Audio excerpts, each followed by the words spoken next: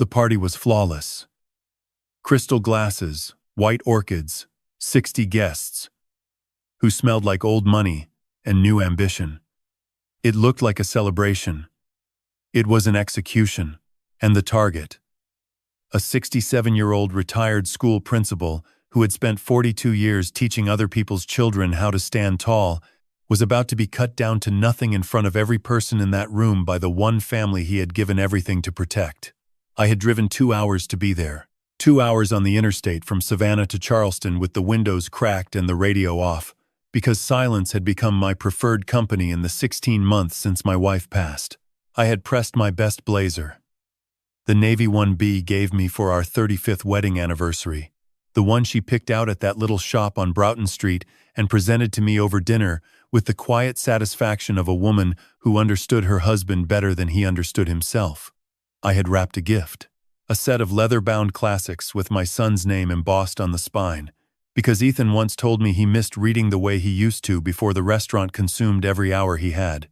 I stood near the back of the dining room, beside a decorative pillar that partially blocked my view of the main table, and I watched the room the way retired principals watch rooms, out of habit and an inability to stop assessing whether everyone is where they are supposed to be.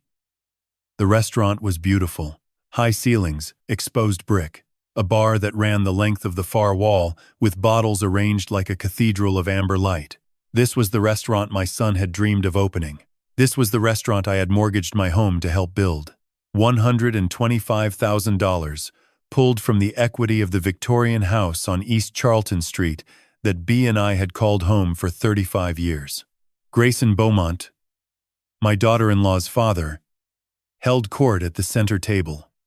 Silver hair, square jaw, a suit that cost more than most people's monthly mortgage.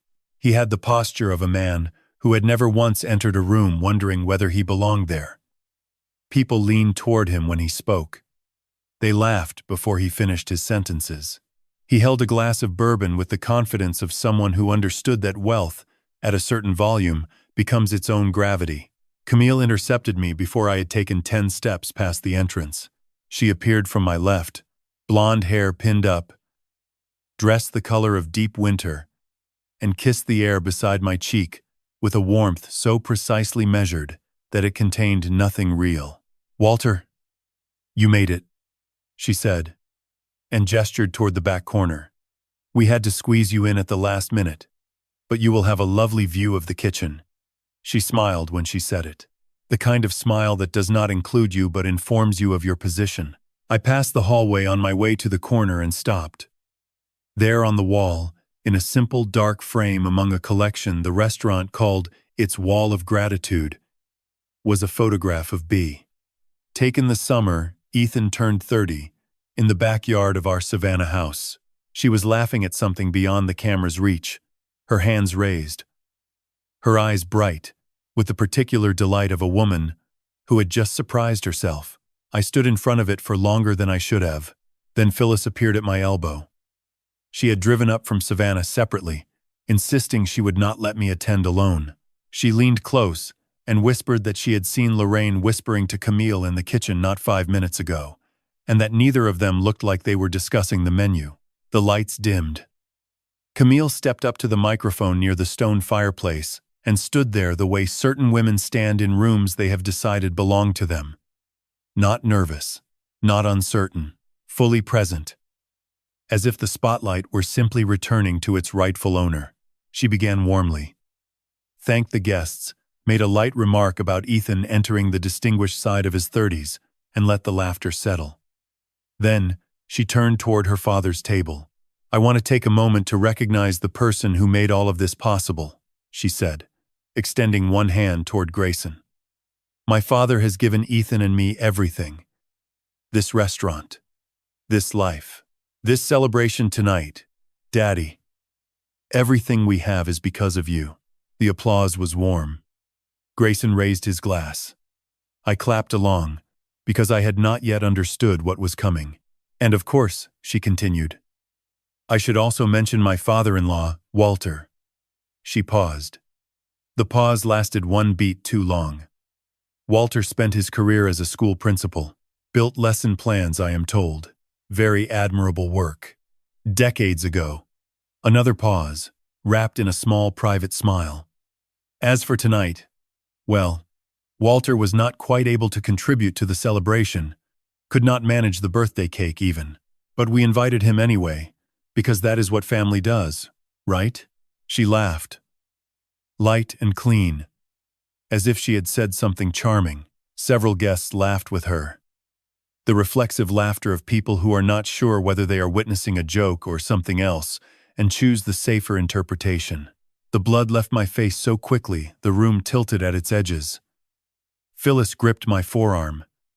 Ethan stood behind Camille with his champagne glass raised and his eyes fixed on the floor. He did not speak. He did not step forward. He did not look at me. That silence from across the room was the loudest thing I had ever heard. I stood up slowly, straightened the blazer Bay had given me, picked up the gift I had wrapped that afternoon, and set it gently on the chair for someone else to find. Then I walked toward the hallway, keeping my pace even and my head level, and I did not look back. Near the entrance, I passed the guest list on an easel by the door. Names in flowing calligraphy on heavy cream paper. Mine was at the very bottom, written smaller than all the others. And above it, faint but unmistakable under the hallway light, was the ghost of ink that had been crossed through with a thin red line. Someone had removed me from that list, and then added me back, squeezed into the margin, like an afterthought that nearly did not make it at all. Phyllis walked me to my car. She squeezed my arm with both hands and looked at me with the steady gaze of a woman who knows when words are the wrong tool. But before I started the engine, she leaned through the window and said one thing that changed everything. "B left something for you," she said. "In the red ledger. Do not wait." What I did the next morning left everyone speechless. But to understand why, you need to know who I am, and exactly how much I had already given. My name is Walter Simmons. I am 67 years old, and I spent 42 years as a public school principal in Savannah, Georgia. I started as a history teacher at a middle school on the south side of the city, the autumn.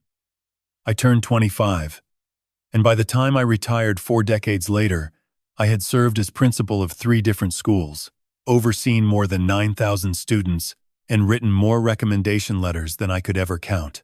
I built my career the way I built everything else in my life, slowly and carefully, and with the belief that the things you give to other people are never truly gone. They simply take root in places you cannot always see.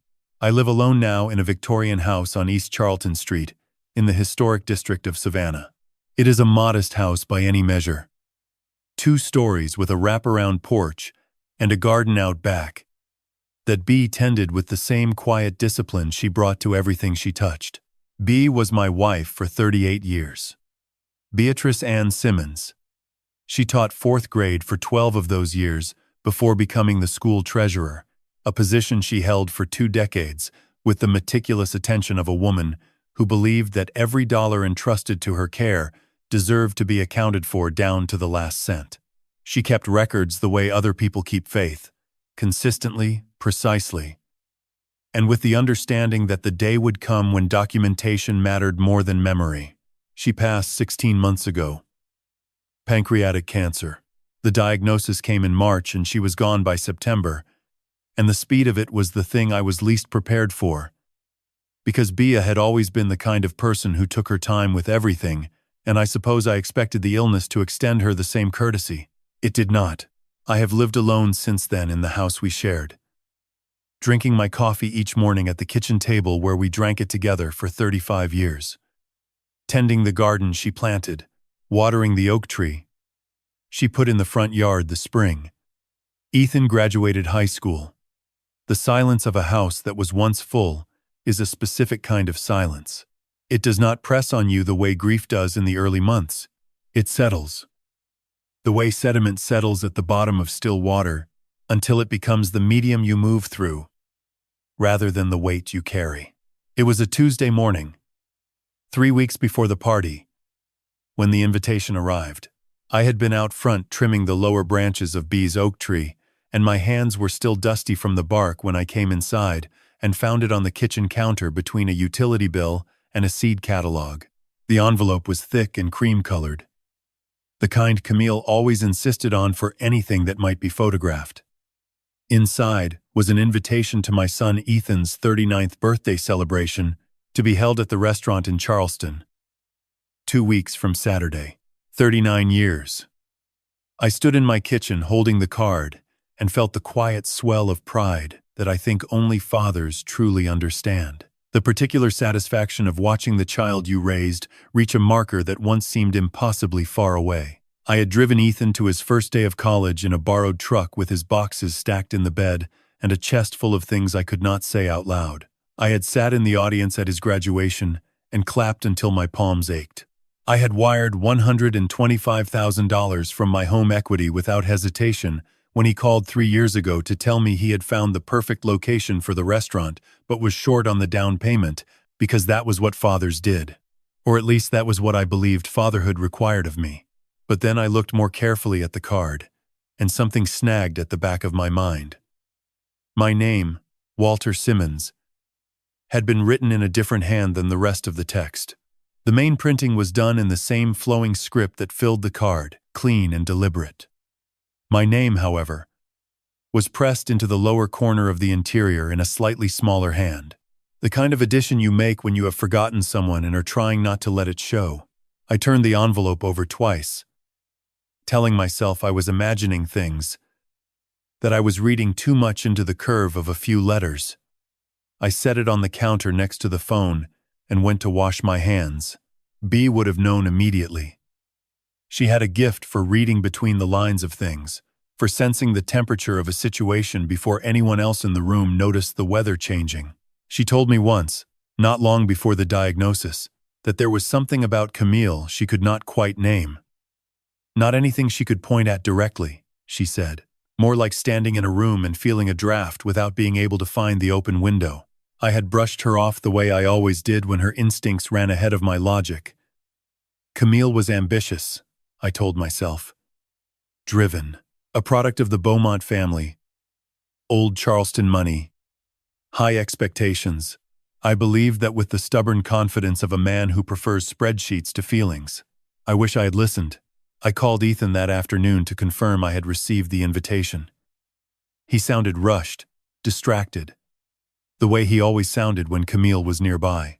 He said he was glad I could make it and that it would be a good time and that he had to go because he had a call coming in. The whole conversation lasted under 2 minutes. I stood holding the phone after he hung up, listening to the silence of my house. Measuring it the way you do when you live alone in silence has become something you weigh rather than simply experience. That evening I took the blazer from the closet and hung it on the back of the bedroom door. The navy one B had chosen for our anniversary. I ran my hand along the lapel and thought about the woman who had picked it out and the man she had picked it out for. Whatever was waiting in Charleston, I was going to show up as that man. A father who had spent 42 years teaching other people's children the value of showing up. A father who had mortgaged his own home because his son had a dream. A father who had never once asked for credit or recognition because the love was supposed to be enough. That had always been enough for me. That evening, my phone buzzed with a message from Phyllis Tate. 2 sentences that should have made me cancel everything. Phyllis Tate called me that same evening, and her voice carried something I had never heard from her before. Not worry. Certainty. Phyllis had been B's closest friend for nearly 30 years. They met in the teacher's lounge at Savannah Middle.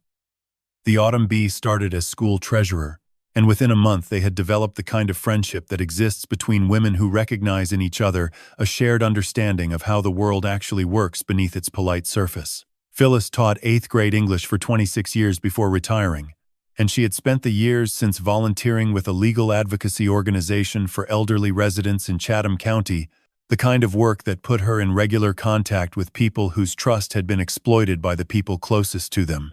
She lived across the street from me in a brick ranch house with a screened porch where she read mysteries in the evenings and kept an eye on my driveway with a vigilance she never tried to disguise.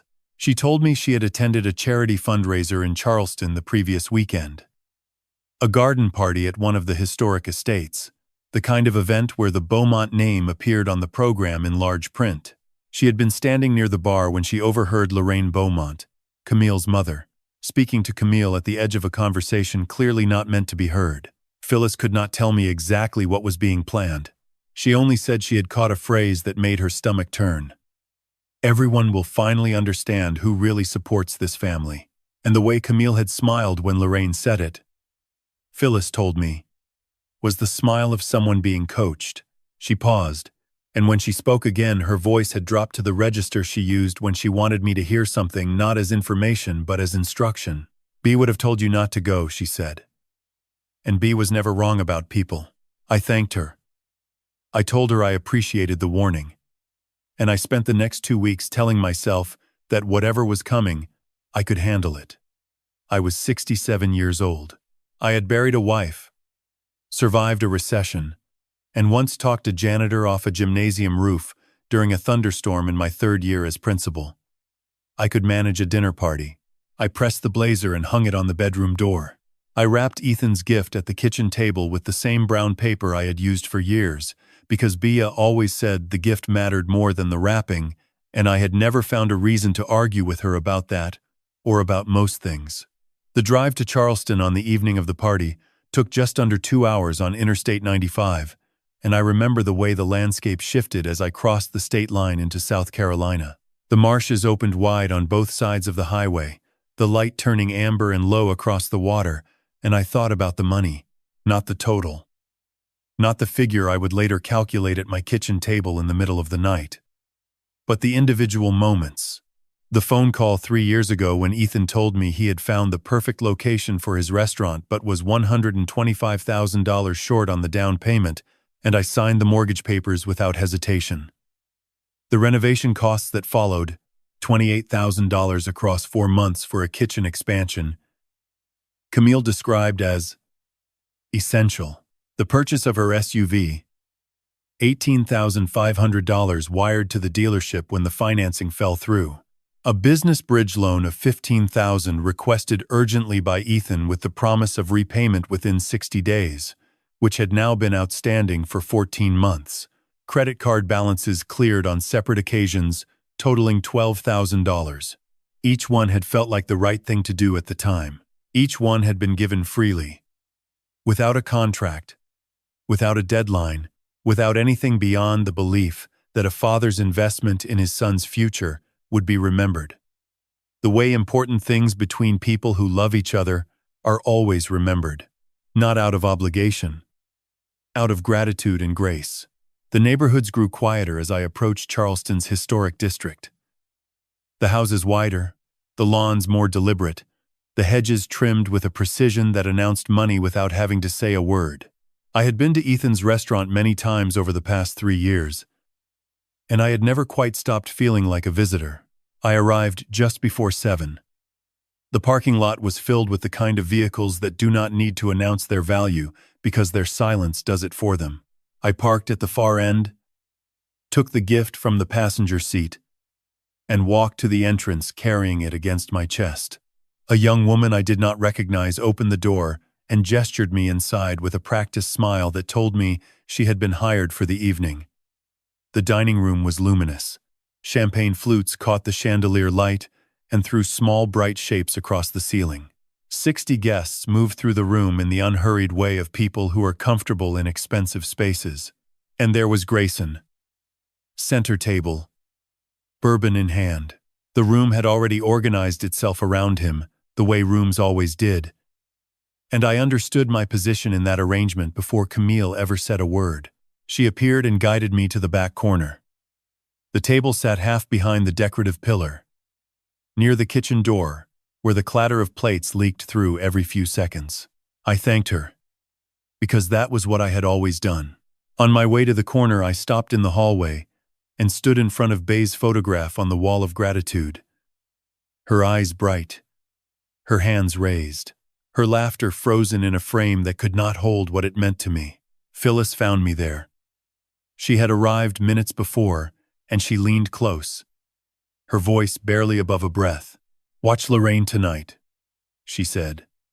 She was whispering to Camille in the kitchen not 5 minutes ago, and neither of them looked like they were talking about the cake. I nodded. I straightened my blazer, and I walked to my table in the corner and sat down and waited for whatever was coming, because I had spent 42 years standing in front of rooms full of unpredictable situations, and I had never once walked away before they were finished. Then the lights dimmed. Camille smoothed the front of her dress, picked up the microphone, and looked directly at me. Camille stood at the microphone the way certain people stand behind podiums at school assemblies. I had seen it 1,000 times across 42 years. The student who steps up not because they have something to say, but because they understand that a microphone is a weapon if you know how to aim it. She was not nervous. She was calibrated. She began with the room, thanked the guests, mentioned the caterer by name, complimented the florist. She made a remark about Ethan turning 39 that drew light laughter, the comfortable kind that moves through a crowd when they sense the speaker knows what she is doing. Every pause was placed. Every smile arrived on schedule. I found myself almost relaxing, almost believing that Phyllis had been wrong, that whatever had been whispered in the kitchen was nothing more than the ordinary excitement of a woman preparing to host 60 people.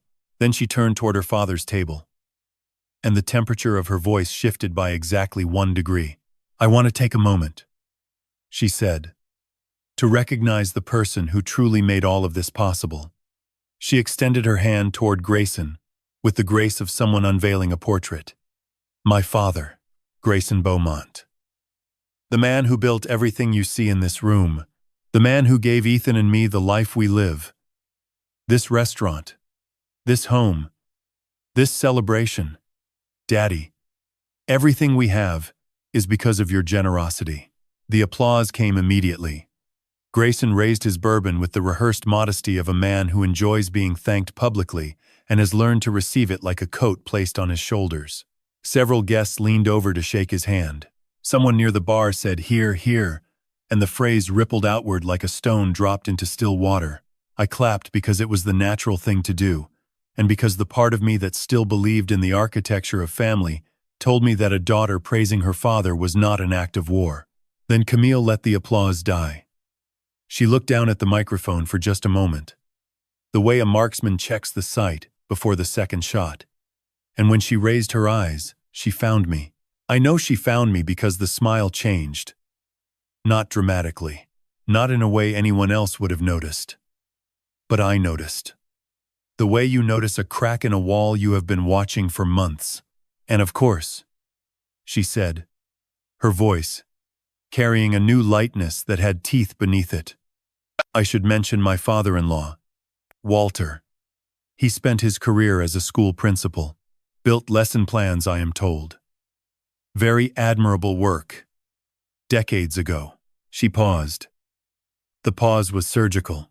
As for tonight, well, Walter was not quite able to contribute to the celebration. Could not manage the birthday cake, even. She tilted her head and added, "But we invited him anyway, because that is what family does. Right?" The laughter came. Not from everyone, but enough. The polite, uncertain laughter of people who sense they are being asked to participate in something they do not fully understand and choose agreement over discomfort. I watched it move across the room the way I had watched disruptions move through school hallways for 4 decades, a ripple that begins with one voice and gathers others not out of conviction, but out of proximity. Phyllis's hand found my forearm beneath the table. Her grip was firm and still. I looked at my son. Ethan stood 3 feet behind Camille, champagne glass raised at an angle that suggested his arm had forgotten to come down. His eyes were fixed on the floor with an intensity that had nothing to do with the floor. He did not speak. He did not step forward. He did not turn his head the quarter rotation that would have brought his eyes to mine. The distance between us was not measured in feet. It was measured in every silence he had chosen over 3 years, every phone call cut short, every visit canceled, every conversation that ended before it reached anything that mattered. That silence was the loudest sound in the room. Camille had already moved on, thanking the event coordinator, the string quartet, Her cruelty had been delivered with such precision that it was already behind her. A small errand completed on the way to more important things. I stood up slowly.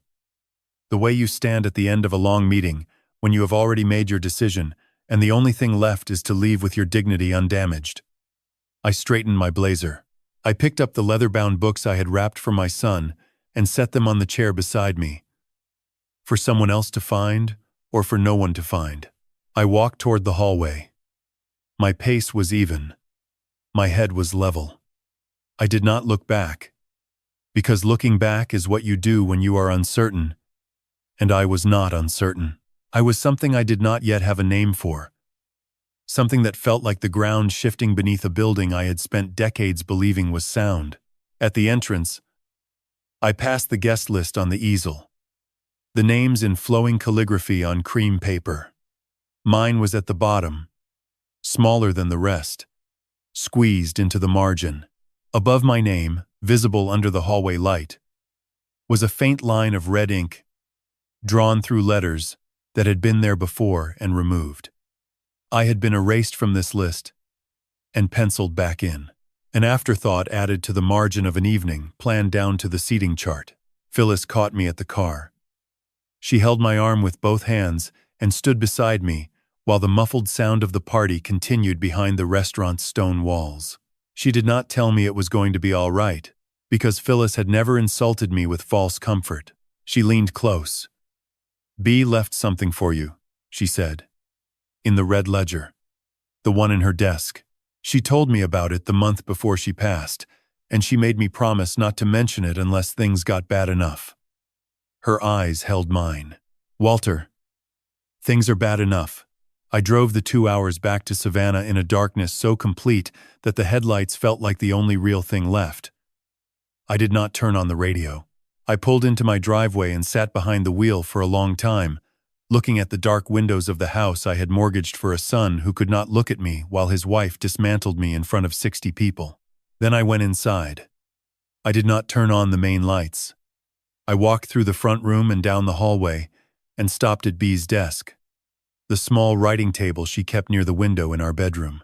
I pulled open the drawer, and there it was, a composition notebook with a dark red leather cover, worn soft at the corners. Her name was written on the inside front page in the handwriting I could have identified in complete darkness. The red ledger. I sat at B's desk until the grandfather clock in the hallway struck 2 in the morning. The house was quiet. The kind of quiet that only exists in a home where someone you love used to breathe. The notebook was smaller than I expected. Dark red leather, the color of old brick, with a cracked spine that told me B had opened it hundreds of times. Her name was written on the inside cover in her perfect cursive, the same handwriting that had graced 40 years of school budget reports and grocery lists and birthday cards she never forgot to send. Beneath her name, a single line. For Walter. When the math stops making sense. I turned the first page. B had always been the numbers person. I was the one who stood in front of auditoriums and gave speeches about character and potential and the long arc of education. She was the one who sat in the back office with a calculator and a cup of cold coffee, making sure every dollar found its proper column. For 31 years she served as school treasurer, and in all that time, not a single audit ever returned a discrepancy. Not 1 cent unaccounted for. That was B. The ledger was organized by date, starting 18 months before she died. Each entry followed the same format. A date, a description, an amount, and a short note in the margin. The first entry read, January 14th. Ethan called. Restaurant needs emergency plumbing repair. Walter wrote check number 4271. Amount, $3,200. Note, Ethan said Camille handles the books now. I remembered that call. Ethan's voice had been tight, almost rehearsed, like he was reading from a script someone had written for him. I had driven to the bank that same afternoon, $3,200. It was not a small amount for a retired principal living on a pension, but it was my son, and the restaurant was his dream, and dreams sometimes leak from the pipes. The entries continued. February, March, April. Each month brought a new request, a new emergency, a new reason that money needed to move from my account to theirs. Kitchen hood replacement, $4,800. Health inspection compliance upgrade, $6,200. The numbers grew like weeds in a garden no one was tending. By the 6th page, B had started color coding. Black ink for the requests, blue ink for the amounts she verified through bank statements, and red ink, a deep, alarming red, for the amounts that did not match. The first red entry appeared in May. Ethan requested $7,500 for commercial insurance renewal. Actual premium, per my phone call to provider, $3,100. Difference, $4,400. Where did it go? I set the notebook down. My hands were shaking, not from cold, but from something worse. From the slow understanding that the woman I had loved for 43 years had seen something I had been too proud or too hopeful to see myself. B had been tracking every dollar. She had been calling vendors, cross-referencing invoices, checking public records. She had been doing what she always did. She had been auditing. I picked the ledger back up.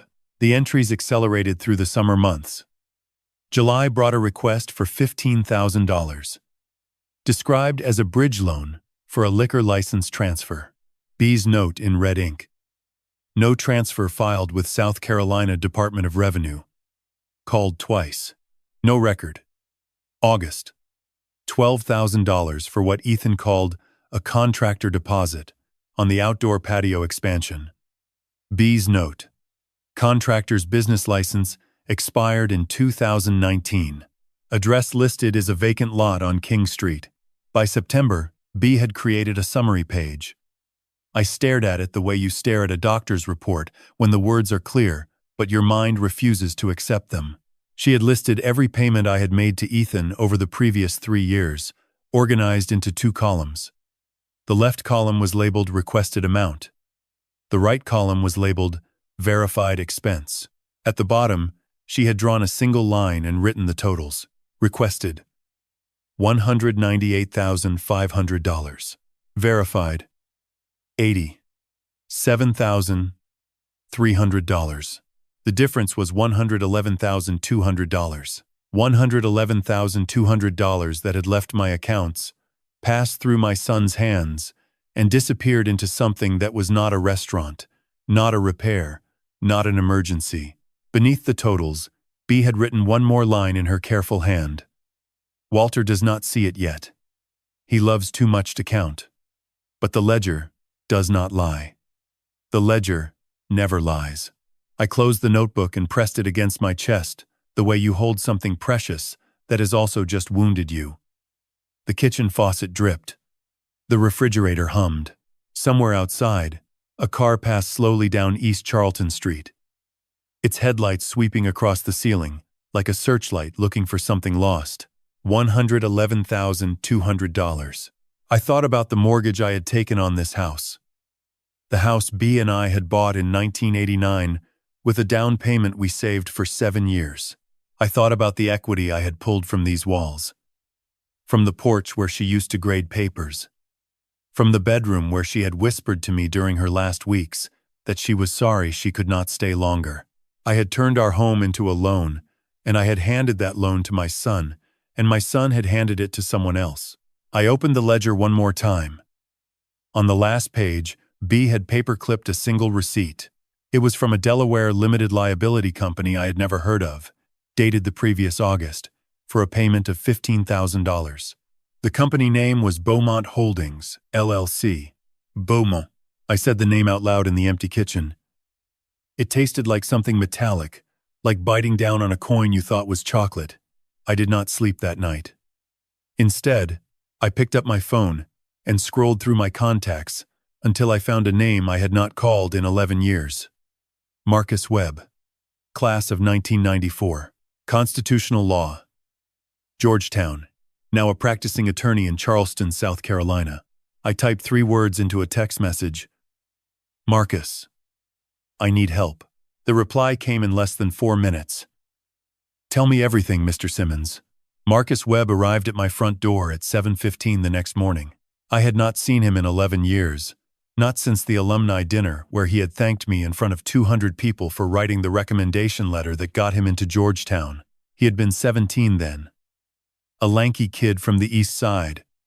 With a stutter he fought through every oral presentation, like a boxer going 12 rounds. Now he was 49, broad-shouldered, clean-shaven, wearing a charcoal suit that probably cost more than my first car. He did not shake my hand. He hugged me. The kind of hug that tells you a person remembers exactly who you were to them before the world got complicated. "You look tired, Mr. Simmons," he said. "I have not slept," I told him. "Then let us fix the thing that is keeping you awake." I led him to the kitchen table where the red ledger sat between 2 cups of coffee I had brewed at 6. Marcus opened the notebook the way a surgeon opens a chart. Slowly, with both hands, reading each page before turning to the next. He did not speak for 22 minutes. I know because I watched the clock above the stove, the one B had picked out at a flea market in Tybee Island, the year we got married. When he finished, he closed the ledger and placed both palms flat on the table. "Your wife was brilliant," he said. "I know. She documented everything. Dates, amounts, vendor names, phone call logs, even the time she called. This is not a diary, Mr. Simmons. This is an audit trail. A prosecutor would weep with gratitude if they saw this." He pulled a yellow legal pad from his briefcase and began writing. His handwriting was nothing like B's elegant cursive.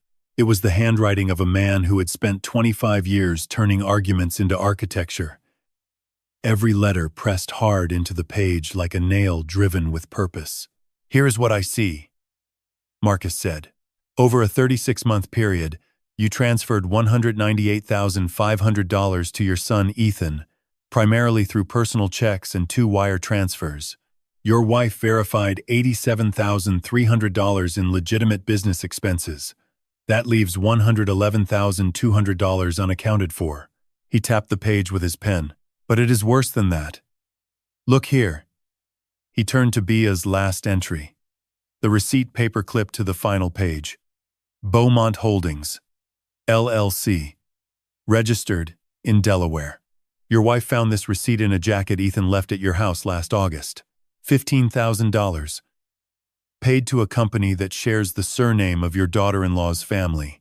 "What does that mean?" I asked, though some part of me already knew. "It means we need to find out where the rest of the money went. And I do not think your son is the one who decided where it went." Marcus spent the next 3 hours at my kitchen table. He asked me questions I had never thought to ask myself. When did Camille begin managing the restaurant's finances? Approximately 14 months after the wedding. Did Ethan ever show me receipts or invoices for the money I sent? Never. He always said Camille kept the records. Did I ever meet Grayson Beaumont's accountant? No. Did I know that Grayson's real estate company had been investigated twice by the South Carolina Attorney General's office for improper transfers? I did not. Marcus wrote everything down. When he finished, he tore 12 pages from the legal pad and organized them into 3 stacks. The first stack he labeled Timeline. The second he labeled Financial Discrepancies. The third he labeled Beaumont Connections. "I am going to prepare an envelope," Marcus said. 16 pages. Every dollar traced, every date confirmed, every discrepancy highlighted. "I want to send this to Ethan by courier before 9 tomorrow morning." "Why Ethan?"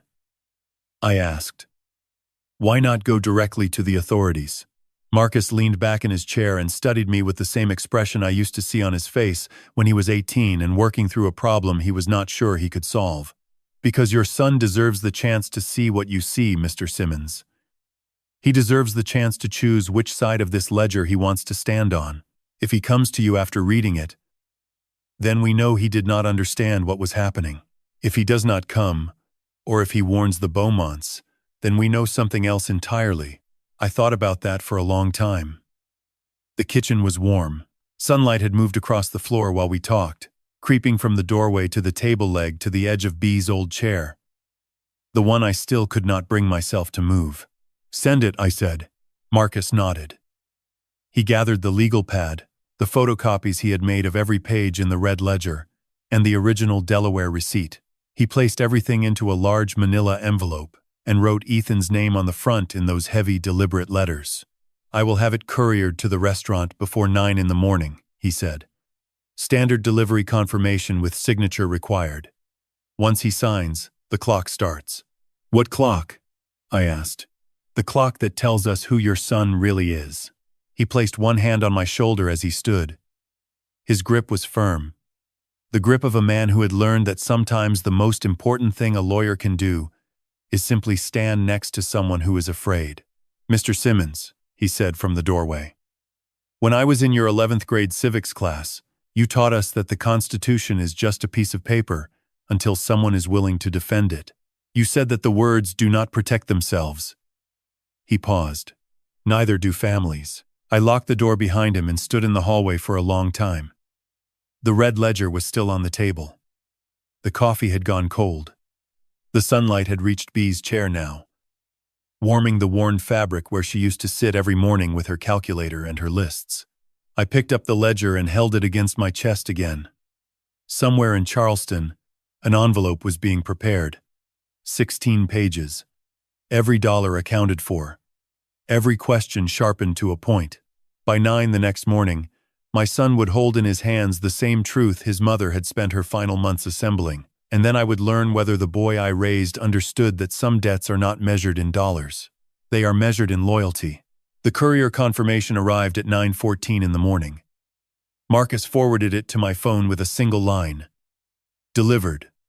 Signed. Now we wait."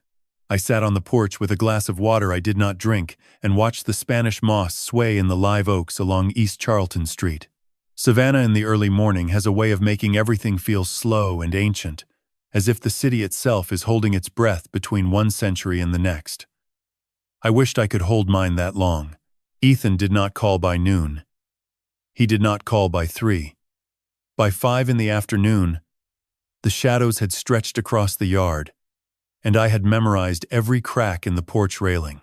My phone sat face up on the armrest like a small black mirror, reflecting a man who was running out of patience and excuses. At 6:22, Marcus called instead. "He has not contacted you," Marcus said. It was not a question. No. There was a pause. I could hear traffic on his end, the steady rhythm of a city that keeps moving whether you are ready or not. "Then we move to the next step," he said. "I have been making calls since this morning. I want you to come to my office in Charleston tomorrow. There are things you need to see that I cannot explain over the phone." I drove to Charleston the next morning for the second time in 4 days. The marshes along Interstate 95 looked different this time. The first drive had been a father going to a birthday party. This drive was something else. This drive was a man following a trail of money through a swamp, and the deeper he went, the darker the water became. Marcus's office was on the 3rd floor of a converted warehouse on Meeting Street.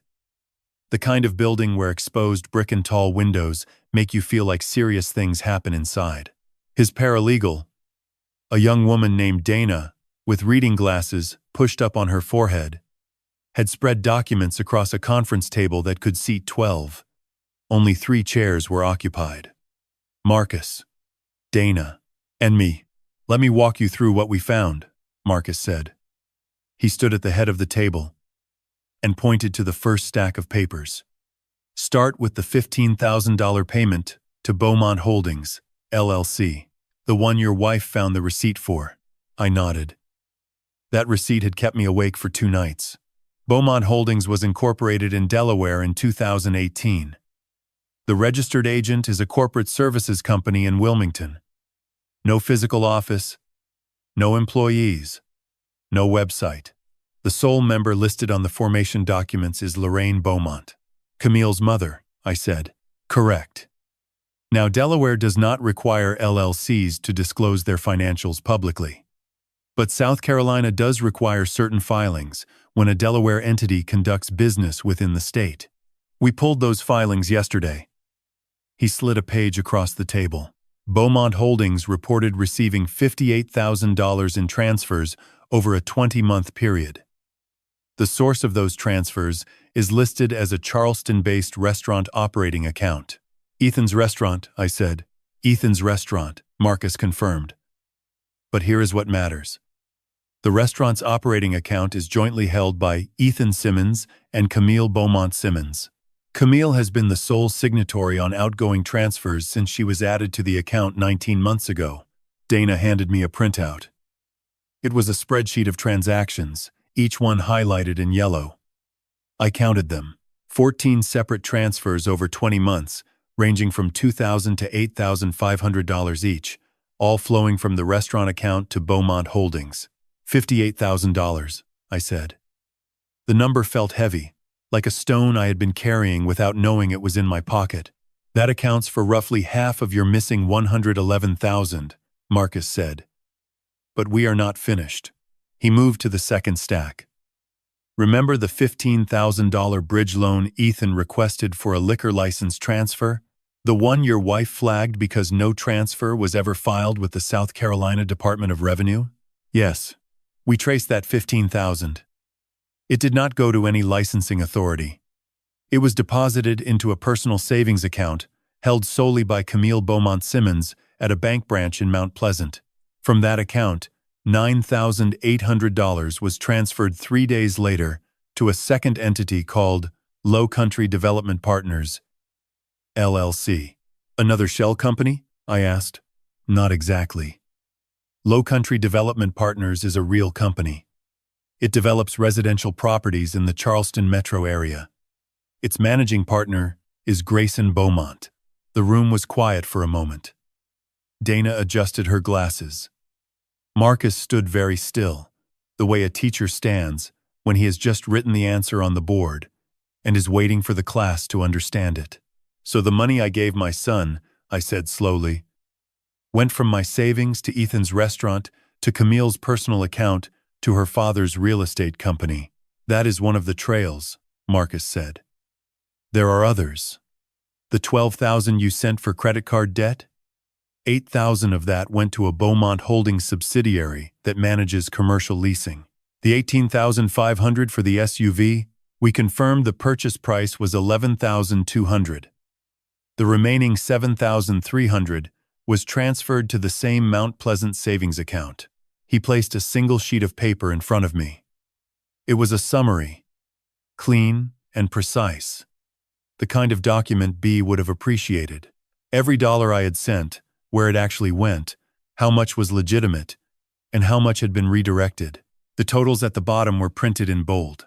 Total sent by Walter Simmons, $198,500. Verified legitimate expenses, $87,300. Redirected to Beaumont-controlled entities, $89,400. Unaccounted remainder under investigation, $21,800. $89,400 of my retirement, my mortgage, my 42 years of standing in front of classrooms and believing that investing in people was the only investment that mattered, had been quietly funneled into the pockets of a family that had stood in my son's restaurant and told 60 guests that I could not even manage a birthday cake. Marcus sat down across from me. There is one more thing, he said. His voice had changed. It was softer now, the way you speak to someone before you tell them the part they are not ready to hear. The restaurant, I said, because suddenly I knew. 6 months ago, the lease on Ethan's restaurant was transferred. The new leaseholder is Low Country Development Partners, Grayson's company. Your son still manages the kitchen. He still opens the doors every morning.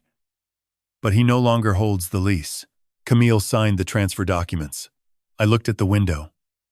The Charleston sky was perfectly blue, the kind of blue that makes you think nothing bad could ever happen under it. My son does not own his own restaurant, I said. No, Mr. Simmons, he does not. And the $125,000 you mortgaged your home to give him is now securing a property that belongs to his father-in-law. Marcus let that sit. Dana gathered the spreadsheets quietly. The exposed brick walls of the office felt like they were closing in. Not with menace, but with weight. The accumulated weight of numbers that do not lie, of columns that always balance if you are patient enough to trace them. What do we do now? I asked. Marcus opened a new folder. Inside was a single business card. The name read, Special Agent Laura Whitmore, Federal Bureau of Investigation, Financial Crimes Unit, Columbia Field Office. Now, Marcus said, we find out if your family is the only one they did this to. Special Agent Laura Whitmore agreed to meet us 2 days later at a diner off Highway 17, halfway between Charleston and Savannah. Marcus had chosen the location. Neutral ground, he said. The kind of place where a conversation can happen without walls listening. She was already seated when we arrived. A woman in her early 40s with short auburn hair and a gray blazer that did not quite hide the badge clipped to her belt. She had ordered coffee and was reading something on a tablet propped against the sugar dispenser. When she saw us, she stood and extended her hand. Mr. Simmons, I have been looking forward to this meeting. That sentence unsettled me. Not because of what she said, but because of how she said it. Like someone who had been waiting for a missing piece to arrive. We sat in a corner booth. The diner smelled like bacon grease and floor cleaner, and decades of people telling each other things they probably should have said sooner. A waitress brought 2 more cups of coffee. I wrapped my hands around mine but did not drink. Marcus placed the red ledger on the table, along with the financial summary Dana had prepared. Whitmore opened the ledger first. She read it the way Marcus had, slowly, page by page, with the focus of someone who has been trained to see what others overlook. But unlike Marcus, she did not look surprised. Your wife was remarkably thorough, she said when she finished. Most of the victims we have spoken with did not have documentation like this. Most of the victims, I repeated. Whitmore folded her hands on the table. Mr. Simmons, your family is not the first. The Beaumont organization, and I use that word deliberately, has been operating a pattern of financial exploitation for approximately 8 years. We have identified at least 2 other families in the Low Country area who experienced nearly identical circumstances. She turned the tablet toward us. On the screen was a diagram, a web of lines connecting names and entities. At the center sat Grayson Beaumont. Branching out from him were Lorraine, Camille. 3 LLC names I did not recognize, 2 bank accounts, and a property management company. At the edges of the web, like insects caught in silk, were 3 family names. One of them was mine. The method is consistent, Whitmore continued. A member of the Beaumont family marries into or forms a close relationship with a family that has accumulated modest but significant assets. Savings, home equity, retirement funds, small business capital, over a period of 18 to 36 months. Those assets are systematically transferred through a series of requests that appear legitimate. Restaurant repairs, medical emergencies, vehicle purchases, education costs. The money flows through the family member's joint account, then into one of several Beaumont-controlled entities, and ultimately into Grayson Beaumont's real estate portfolio. They target families, Marcus said. It was not a question. They target stability, Whitmore said. People who have spent their lives building something solid. People who trust their children. People who do not ask for receipts because love does not come with an invoice. I thought about B.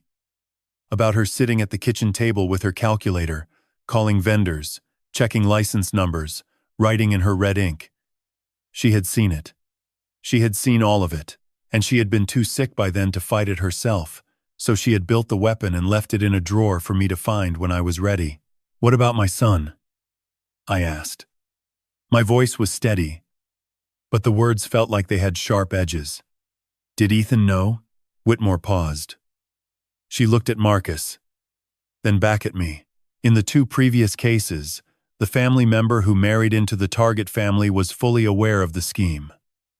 They were active participants, but the spouses they married, the ones from the target families, presented differently. In one case, the husband had no knowledge whatsoever. He believed every expense was real. In the other case, the wife suspected something but was afraid to ask because the Beaumont family had convinced her that questioning the finances would destroy her marriage. So Ethan might not know, I said. Or he might know and feel trapped, Marcus added. Either way, the envelope we sent should have forced a reaction. And it did, Whitmore said. She reached into a folder beside her tablet and pulled out a single sheet of paper. Yesterday afternoon, approximately 31 hours after your envelope was delivered, Grayson Beaumont contacted an attorney named Richard Prescott. Prescott is a defense lawyer who has represented Beaumont interests in 2 previous civil disputes. 20 minutes after that call, Camille Beaumont Simmons transferred $19,000 from the restaurant operating account to a new account at a different bank. They are moving money, Marcus said. They are reacting, Whitmore corrected. And when people react, they make mistakes. She placed a second document on the table. It was a formal letter on FBI letterhead, requesting my cooperation as a material witness in an ongoing investigation into financial fraud, wire fraud, and conspiracy. Mr. Simmons, I want to be transparent with you. We have been building this case for 14 months. We had the structure, we had the pattern. What we did not have was a victim with documentation this comprehensive. Your wife's ledger fills the gap we have been trying to close. I looked at the red notebook sitting between the coffee cups and the federal letterwork. Bea had bought it at a stationery shop on Broughton Street. I remembered because she had told me it was for a new garden journal. She had smiled when she said it. The kind of smile that now, looking back, I understood was not about flowers at all. What do you need from me? I asked. Your testimony. Your financial records. Your cooperation in documenting the full scope of what was taken from you. And your patience. Because these cases take time to build properly. And my son? Whitmore met my eyes. If your son was a victim, we will treat him as one. If he was a participant, the evidence will show that too. But I promise you, Mr. Simmons, the truth is in the numbers. And from what I can see, your wife already found most of it. Marcus drove me back to Savannah that evening. The sun was setting over the marshes, and the sky was the color of a bruise healing, purple and gold, and something close to forgiveness. Neither of us spoke for the first 30 minutes. The tires hummed against the highway, and the radio was off, and the silence felt necessary. The way silence feels after you have learned something that changes the shape of your life. Marcus, I said finally. Yes, sir. In my civics class, I used to teach a unit on property rights. I would tell the students that ownership is not just about what you hold. It is about what you are willing to defend. I remember that lesson, Marcus said. I mortgaged my home to give my son a restaurant. And now that restaurant belongs to the man whose daughter stood at a microphone and told 60 people I was worthless. I paused. I am going to defend what is mine. I know you are, Mr. Simmons. We crossed the state line back into Georgia. The marshes opened wide on both sides of the road, green and silver in the fading light, stretching toward the ocean like a ledger with no end, every column waiting to be read. 3 days after the diner meeting, Agent Whitmore called and asked if I would be willing to meet the other families. I said yes before she finished the sentence. I needed to see their faces. I needed to know that the weight I had been carrying was not mine alone. The meeting took place at the FBI field office in Columbia, a beige building with narrow windows that looked like it had been designed by someone who believed architecture should discourage lingering. Marcus drove. I wore the navy blazer Bea had given me, the one I had worn to Ethan's party. It felt like armor now, instead of a gift. Whitmore led us to a conference room on the second floor. 2 families were already seated at a long table, with water bottles and manila folders arranged in front of them like place settings at a dinner no one wanted to attend. The first family was the Caldwells. Raymond Caldwell was 71, a retired postal worker from Beaufort, who had spent 38 years delivering mail along the same rural route. His wife, Nadine, sat beside him with her hands folded in her lap. Her fingers laced so tightly the knuckles had gone white. Their daughter, Janine, had married a man named Todd Beaumont, Grayson's nephew, 6 years ago. Over 4 years, the Caldwells had transferred $84,000 to support what they were told was Todd's landscaping business. The business existed on paper only. The money had been routed through a Beaumont subsidiary and used to purchase 2 commercial lots in North Charleston. Raymond spoke first. His voice was deep and slow, the voice of a man accustomed to walking long distances in all weather. "We sold our boat," he said. "It was a 22-foot Carolina skiff. I bought it the year I turned 50, with money I saved for 11 years. Nadine and I used to take it out every Sunday morning before church. We sold it because Todd said the business needed a new truck, and the bank would not approve the loan." Nadine did not speak. She just unfolded one hand and placed it on top of Raymond's. That gesture said more than any testimony could. The second family was the Okafors. Emmanuel Okafor, 63, had emigrated from Nigeria in 1984 and built a dry cleaning business in Somerville that employed 7 people.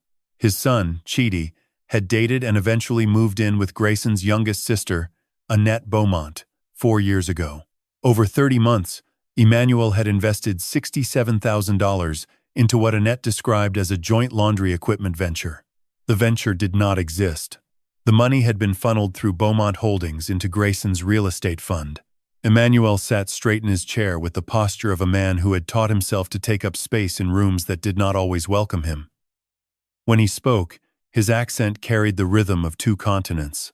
"I came to this country with $400 and a degree in chemical engineering that no one here recognized," he said. "It took me 9 years to build that business. I pressed other people's clothes so my son could wear his own.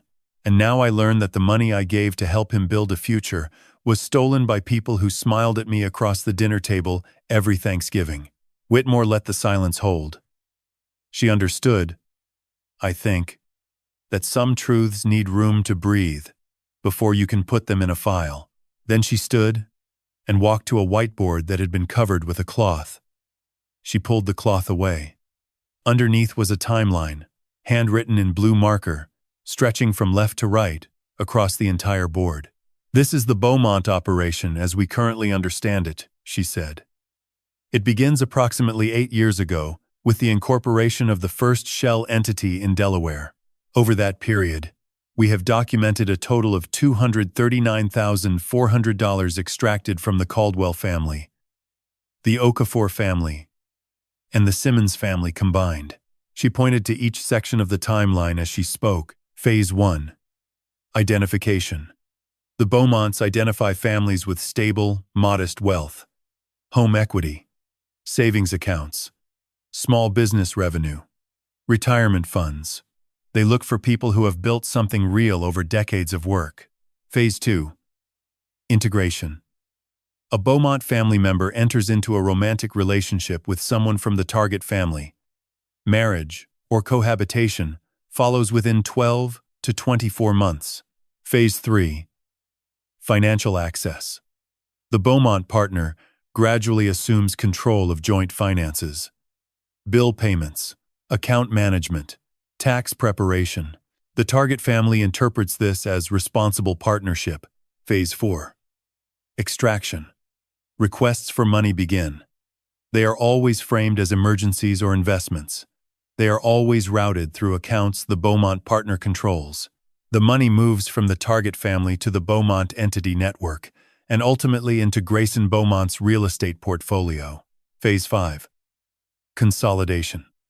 When the extracted amount approaches the limit of what the target family can provide, the Beaumonts secure a permanent asset, a lease transfer, a property deed, a lien position, something that ensures the target family cannot recover their investment even if the scheme is discovered. She turned to face us. In the Caldwell case, Todd Beaumont placed a lien on the Caldwell's Beaufort home using a forged promissory note. In the Okafor case, Annette Beaumont transferred the equipment lease of Emmanuel's dry cleaning business to a Beaumont subsidiary. And in the Simmons case, Camille transferred the restaurant lease to Grayson's company. "It is the same play every time," Marcus said quietly. "Different family, different names, same architecture." "Exactly," Whitmore said.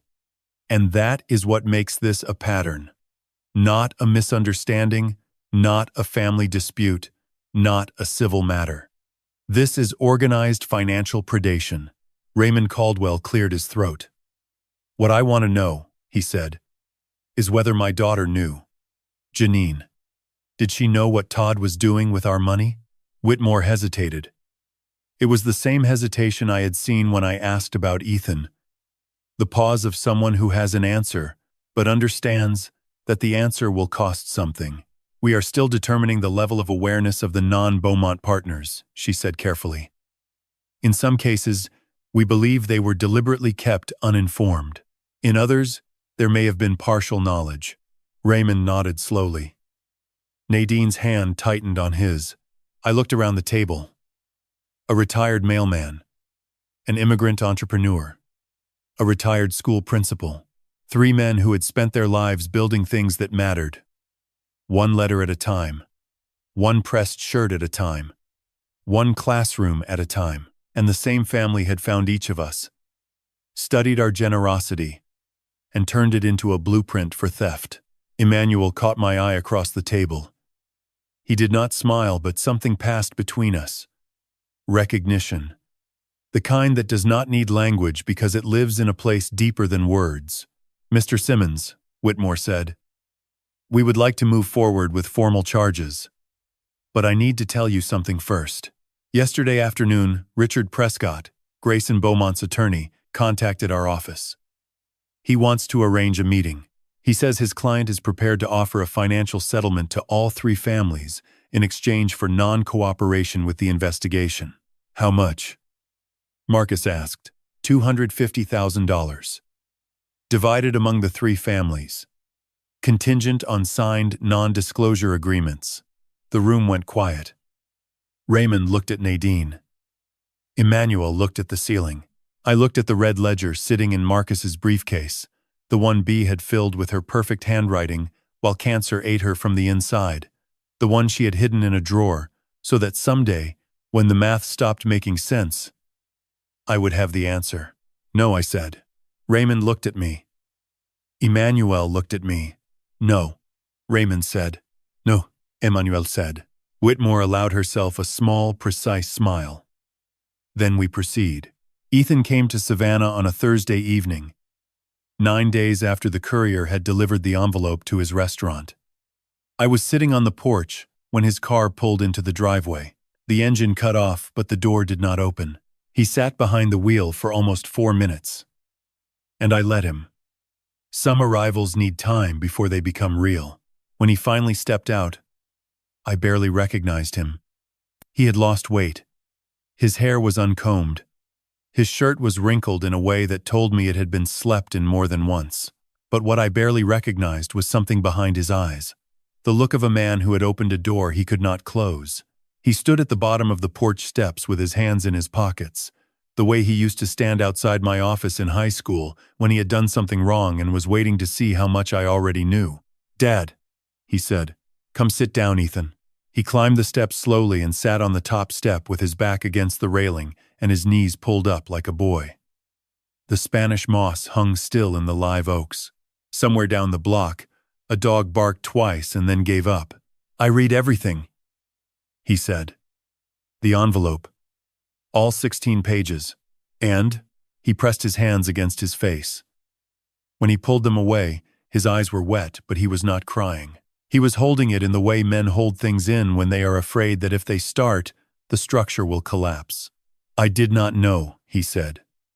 Dad, I swear to you, I did not know where the money was going. I waited. Bea had taught me that. In 42 years of education, the most powerful tool I ever used was silence. You ask a question, and then you wait. The truth needs room to walk into. Camille handled the books from the beginning. She said she was better with numbers.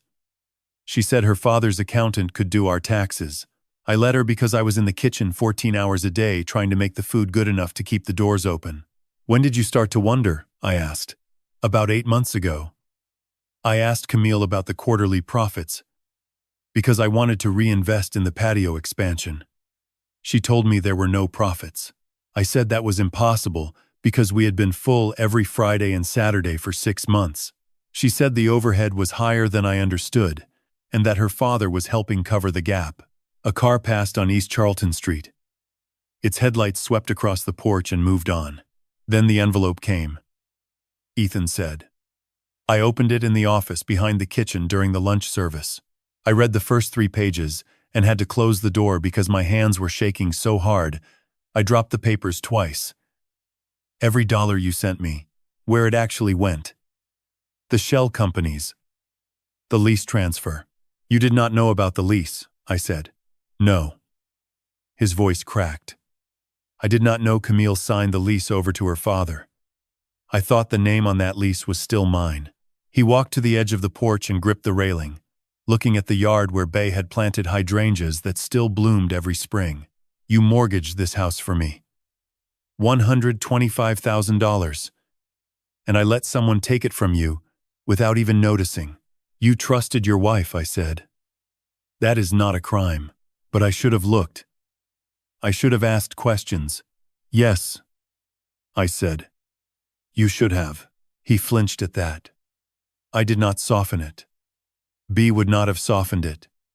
And I owed him the same respect she would have given.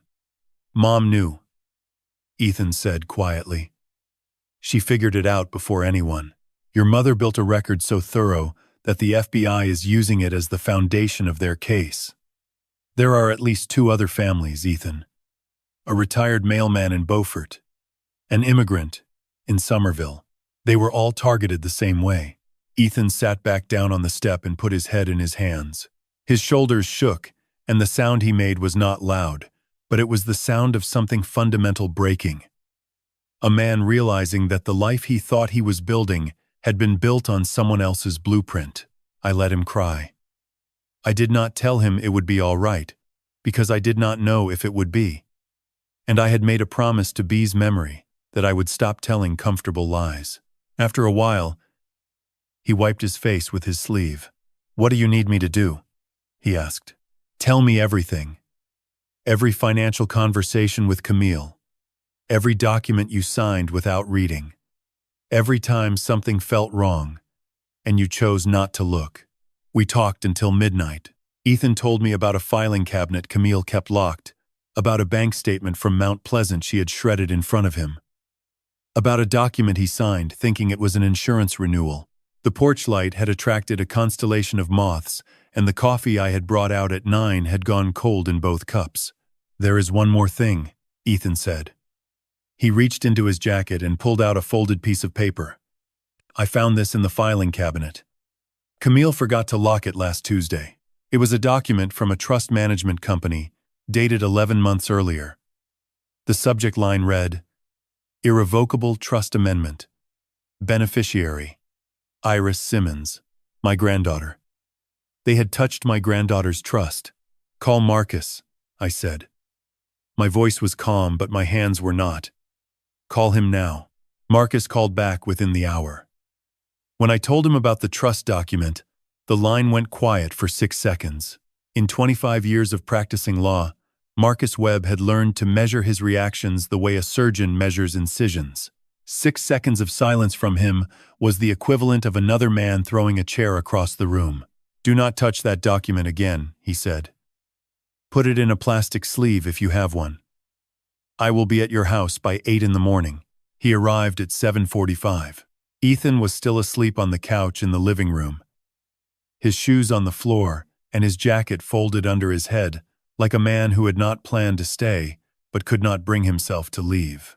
Marcus stepped past him quietly and sat at the kitchen table where I had the trust amendment waiting inside a clear folder B had kept in her desk drawer for school documents.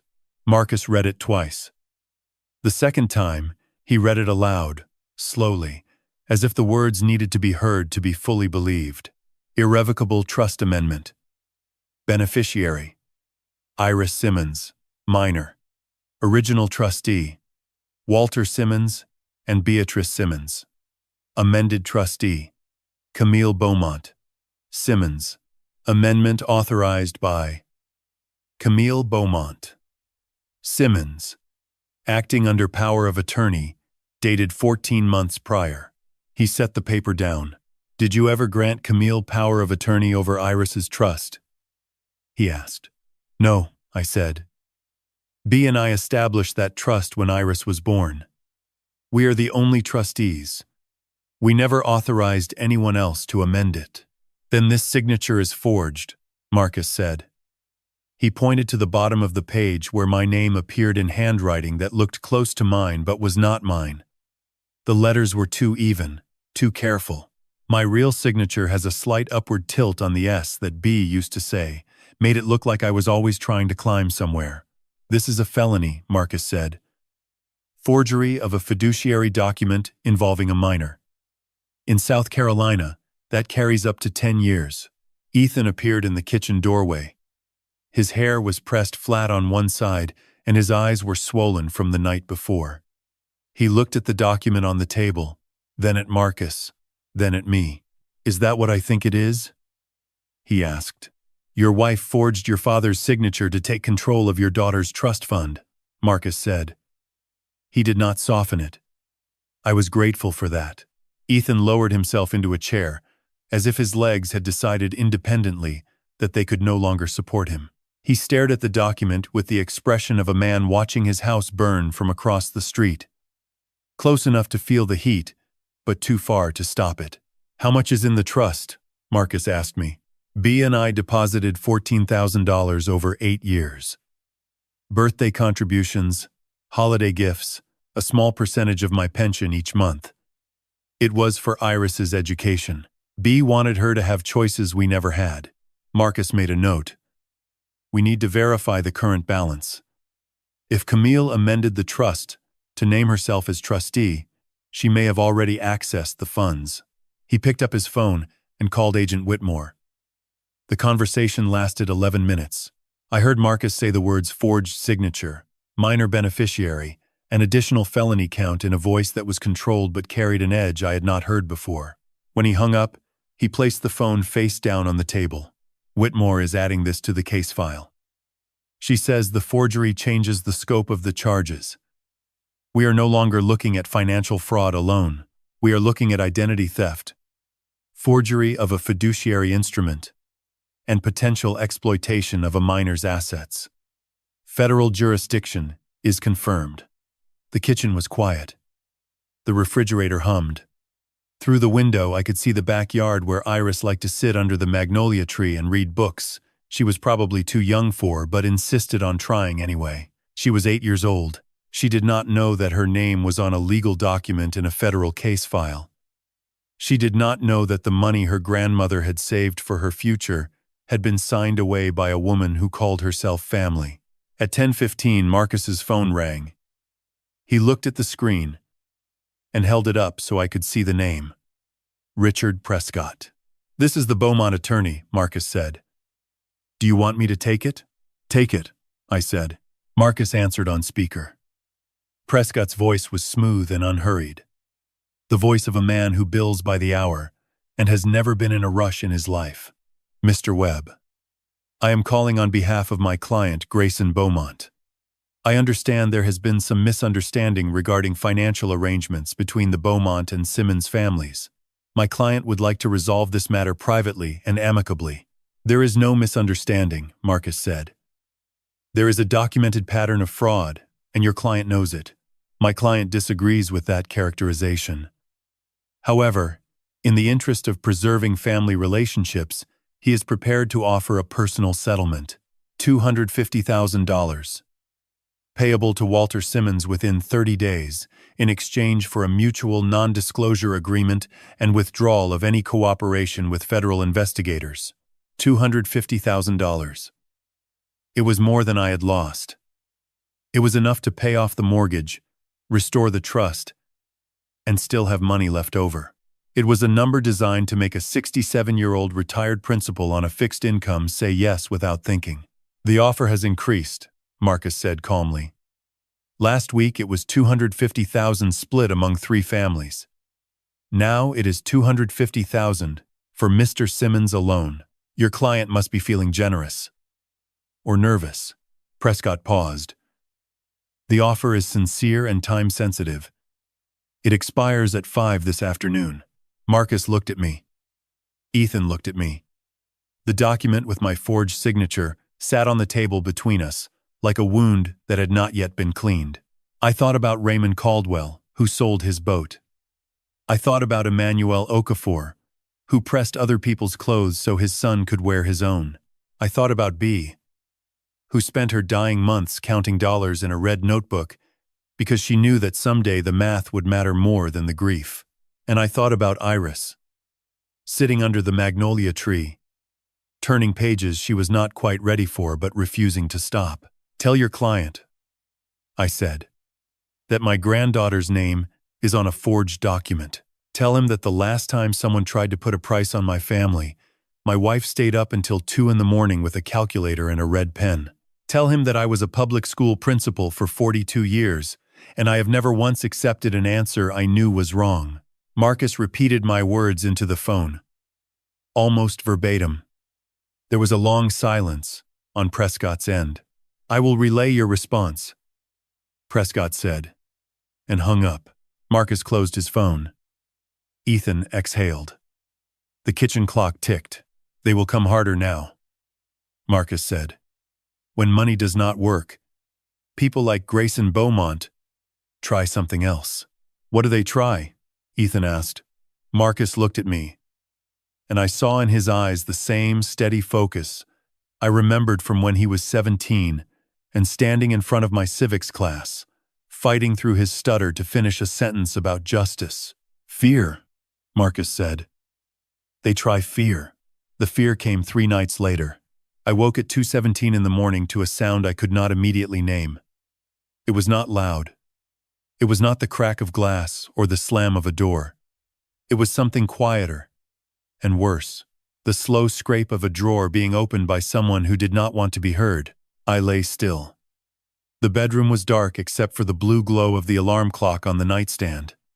The sound came again, from downstairs, from the direction of Bea's study. The room where the red ledger had been kept, the room where I now stored the copies Marcus had made of every document, every spreadsheet, every financial trail that led from my kitchen table to the Beaumont empire. I reached for my phone and dialed 911. I did not speak above a whisper. I gave them my address on East Charlton Street. I said someone was in my house. The dispatcher told me to stay in the bedroom and lock the door. I did not lock the door. I am 67 years old, and I have lived in this house for 37 years, and I was not going to hide from someone who had come to take what was left of my wife's work. I picked up the flashlight I keep on the nightstand and walked down the stairs in my bare feet. The wood was cold. The third step from the bottom creaked the way it always does. The creak Bea used to say was the house reminding us it was older than we were. Whoever was downstairs heard it. The scraping stopped. By the time I reached the study, the back door was open. The screen door was swinging gently against its frame, tapping out a rhythm like a slow heartbeat. The night air came in warm and heavy with the smell of jasmine and cut grass and something metallic I could not identify. The desk had been opened. Not forced. Opened. Someone had used a key, or picked the lock with enough skill to leave no marks.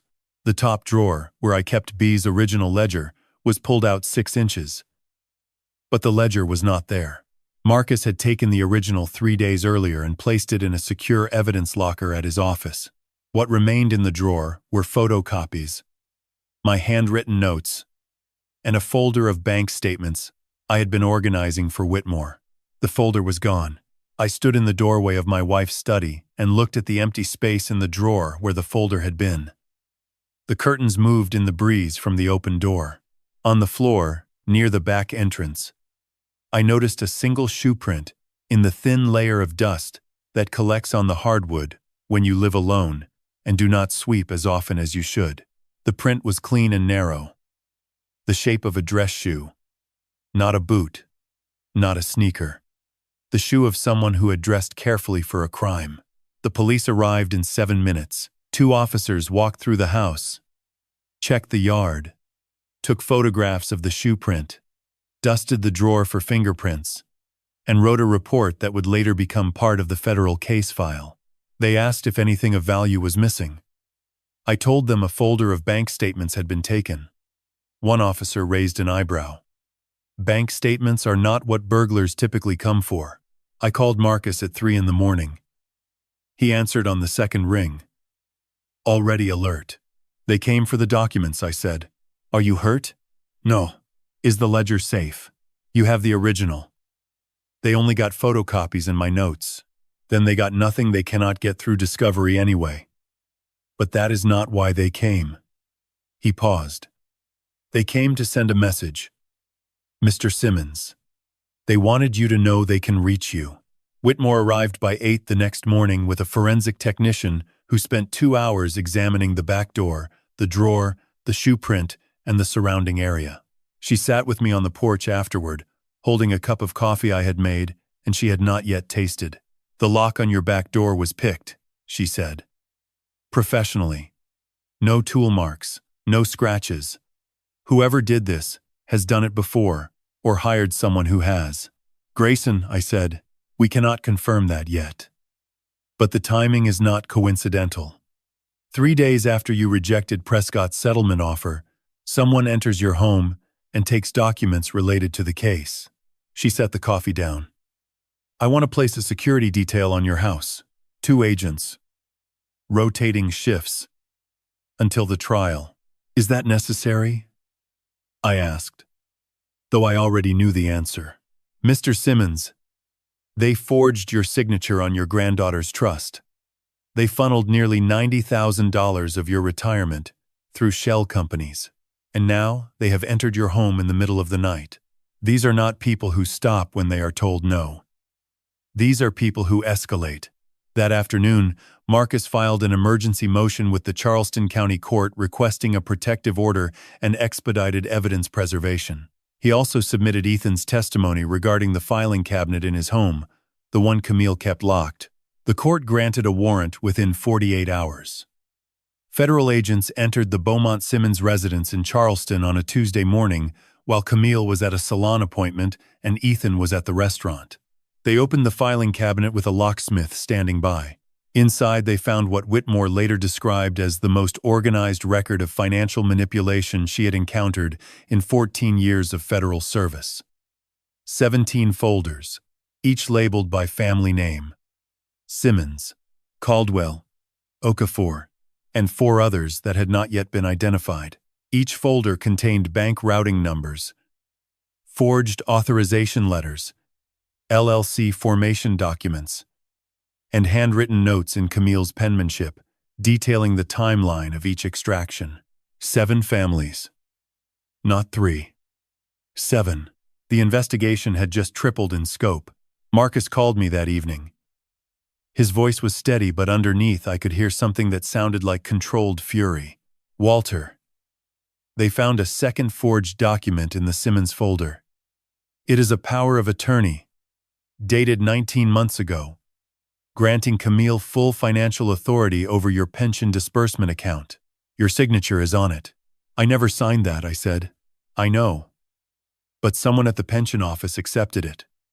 Camille has been listed as an authorized representative on your account for over a year. I sat down in B's chair. The fabric was worn and soft, and it held me the way old things hold you when new things are falling apart. My pension.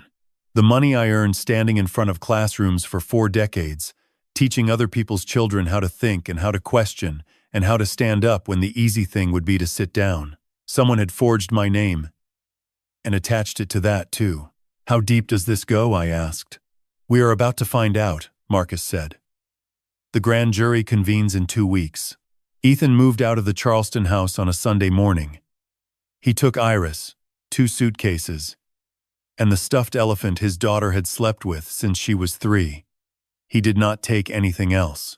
He told me later that Camille was standing in the kitchen doorway when he carried the last bag to the car, and she did not say a word. She just watched him the way someone watches a door close that they always knew would close eventually. He drove to Savannah. Iris sat in the back seat, with the elephant pressed against her chest and a book open on her lap that she was not reading.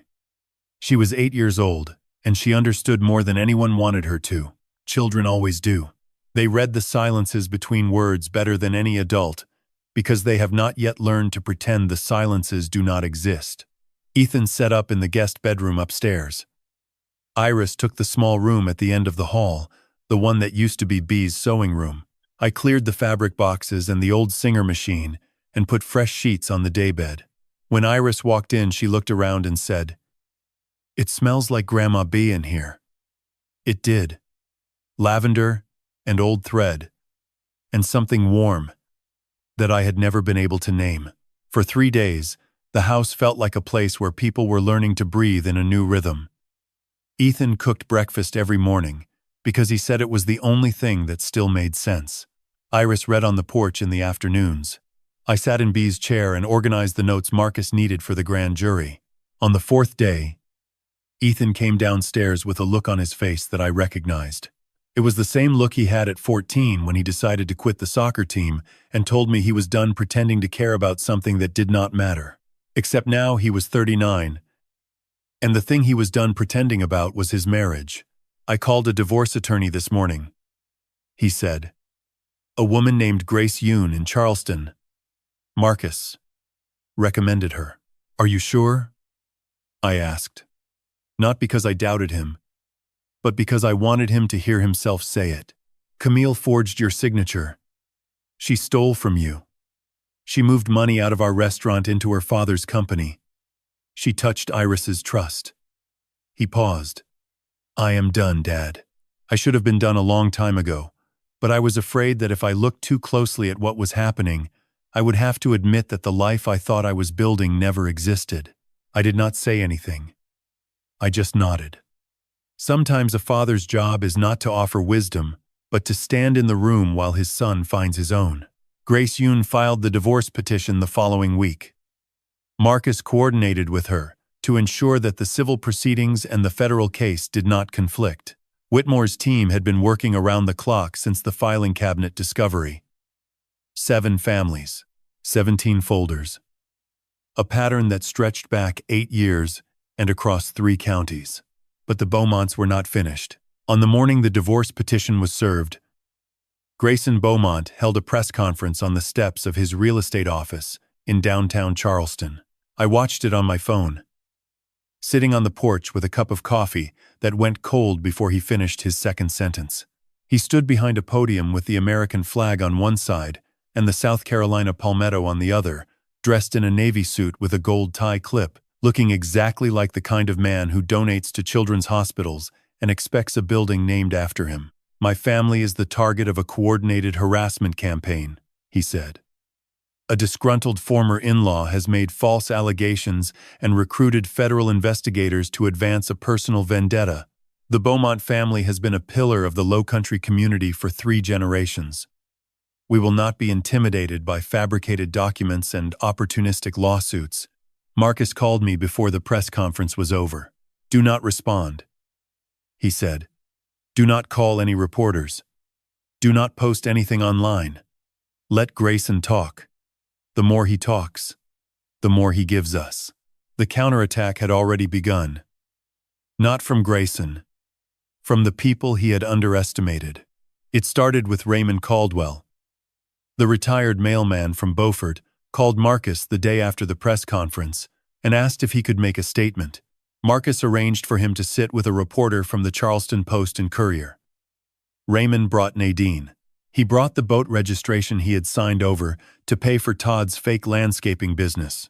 And he brought 38 years of Postal Service commendations framed in a box that he set on the table like evidence of a life built one honest step at a time. Emmanuel Okafor went next. He invited a local television crew to his dry cleaning shop in Somerville. He stood behind the counter he had stood behind for 29 years and told the camera everything. The $400 he arrived with, the chemical engineering degree no one recognized, the 7 employees who depended on him, the $67,000 that disappeared into Annette Beaumont's promises. Then the former students began calling. I had not asked them to. I had not told anyone except Marcus and Whitmore about the case. But Savannah is a city that remembers its teachers. And when the story began appearing in the news, they found me. The first call came from Denise Harmon, class of 1988. now a school board member in Chatham County. Then Jerome Watts, class of 91, a firefighter. Then Sandra Liu, class of 95, a pediatric nurse. Then Anthony Bissett, class of 2001, a high school principal himself now, running the same building I had retired from. 12 of them called in 4 days. 12 former students who remembered a man who had stood in front of them and said that the most dangerous thing in the world is a person who knows the truth and stays quiet. Marcus organized their statements. Each one was a paragraph, sometimes two, describing what Walter Simmons had meant to them, what he had taught them about integrity, about standing up, about the difference between being comfortable and being right. These are character witnesses, Marcus told me, for the grand jury and, if necessary, for trial. Grayson has money and lawyers and a press conference podium. You have 42 years of people who became better because you were in the room. I read the statements that night in B's chair. Iris was asleep down the hall. Ethan was in the kitchen washing dishes he did not need to wash because he needed his hands to be busy. The house was quiet in the way it always is after 9. The settling sounds of wood and memory and time. Denise Harmon had written, "Mr. Simmons taught me that a budget is a moral document. Every number tells you what someone values." I closed the folder and held it against my chest the way I had held the red ledger. Different weight, same meaning. The Charleston County Courthouse sits on Broad Street between a law office that has been there since 1842 and a restaurant that serves shrimp and grits to tourists who do not know they are eating lunch 30 feet from Nount, where people's lives get decided. I had driven past it 100 times without thinking about what happens inside. Now I was walking up the steps in the navy blazer Bea gave me, with Marcus on my left and Ethan on my right, and the building looked different. It looked like a place that had been waiting for me. The courtroom was on the 2nd floor. Wood paneling the color of dark honey, a ceiling fan that turned slowly, even though the air conditioning was working. 2 flags behind the judge's bench. A gallery with enough seats for 60 people, and every seat was taken. I saw Raymond and Nadine Caldwell in the 3rd row. Raymond wore a white shirt buttoned to the collar and his postal service pin on the left pocket. Nadine held a tissue she had not yet used. Emmanuel Okafor sat behind them in a gray suit. I suspect he had pressed himself, the creases sharp enough to cast shadows. His son Chidi sat beside him, looking at the floor. The 12 former students filled the last 2 rows.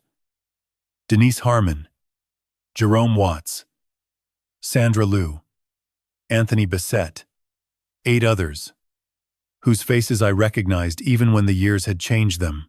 They sat upright and still, the way I had taught them to sit during assemblies, not because they were told to, but because they understood that some moments require your full attention. On the other side of the aisle sat Grayson Beaumont, Lorraine Beaumont, and Richard Prescott. Grayson wore a suit that cost more than my monthly pension.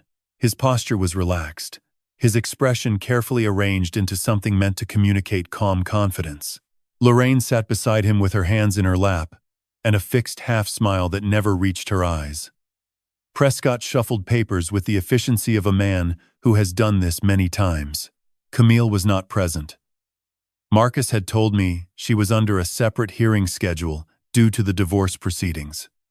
Her empty chair sat at the end of the defense table like a question no one had answered yet.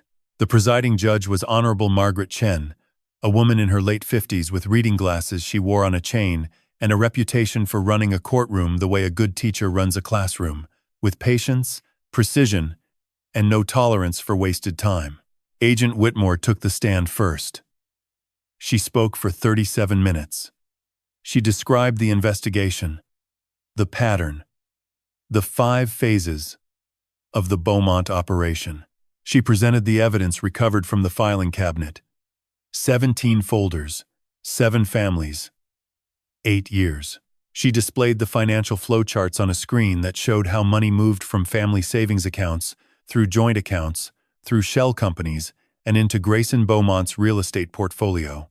The lines on the chart looked like a web, and at the center sat one name. She described the forged documents. The power of attorney on my pension account. The trust amendment for Iris. The promissory note used to place a lien on Raymond Caldwell's home. The equipment lease transfer that stripped Emmanuel Okafor of his business assets. Each forgery was displayed on the screen, with the real signatures beside them for comparison. When Whitmore finished, Marcus called me to the stand. I had spent 42 years standing in front of rooms full of people. I had given speeches at graduations, budget hearings, school board meetings, and parent conferences where emotions ran higher than anyone expected. But this was different. This was not a room where I was the authority. This was a room where I was the evidence. I stated my name. Walter Simmons, age 67. Retired principal. Savannah Chatham County Public Schools. I stated my address on East Charlton Street. I stated that I had been married to Beatrice Ann Simmons for 43 years until her death from pancreatic cancer 16 months prior. Marcus guided me through the testimony. He asked about the money. I described each payment. The $125,000 home equity loan for Ethan's restaurant, the $28,000 for the kitchen expansion, the $18,500 for the SUV, the $15,000 for the bridge loan that was never a bridge loan, the $12,000 for the credit card debt, $198,500. I said each number clearly, because B had counted each one, and she deserved to have them heard. He asked about the red ledger. I described finding it in Bia's desk drawer 3 weeks after the birthday party.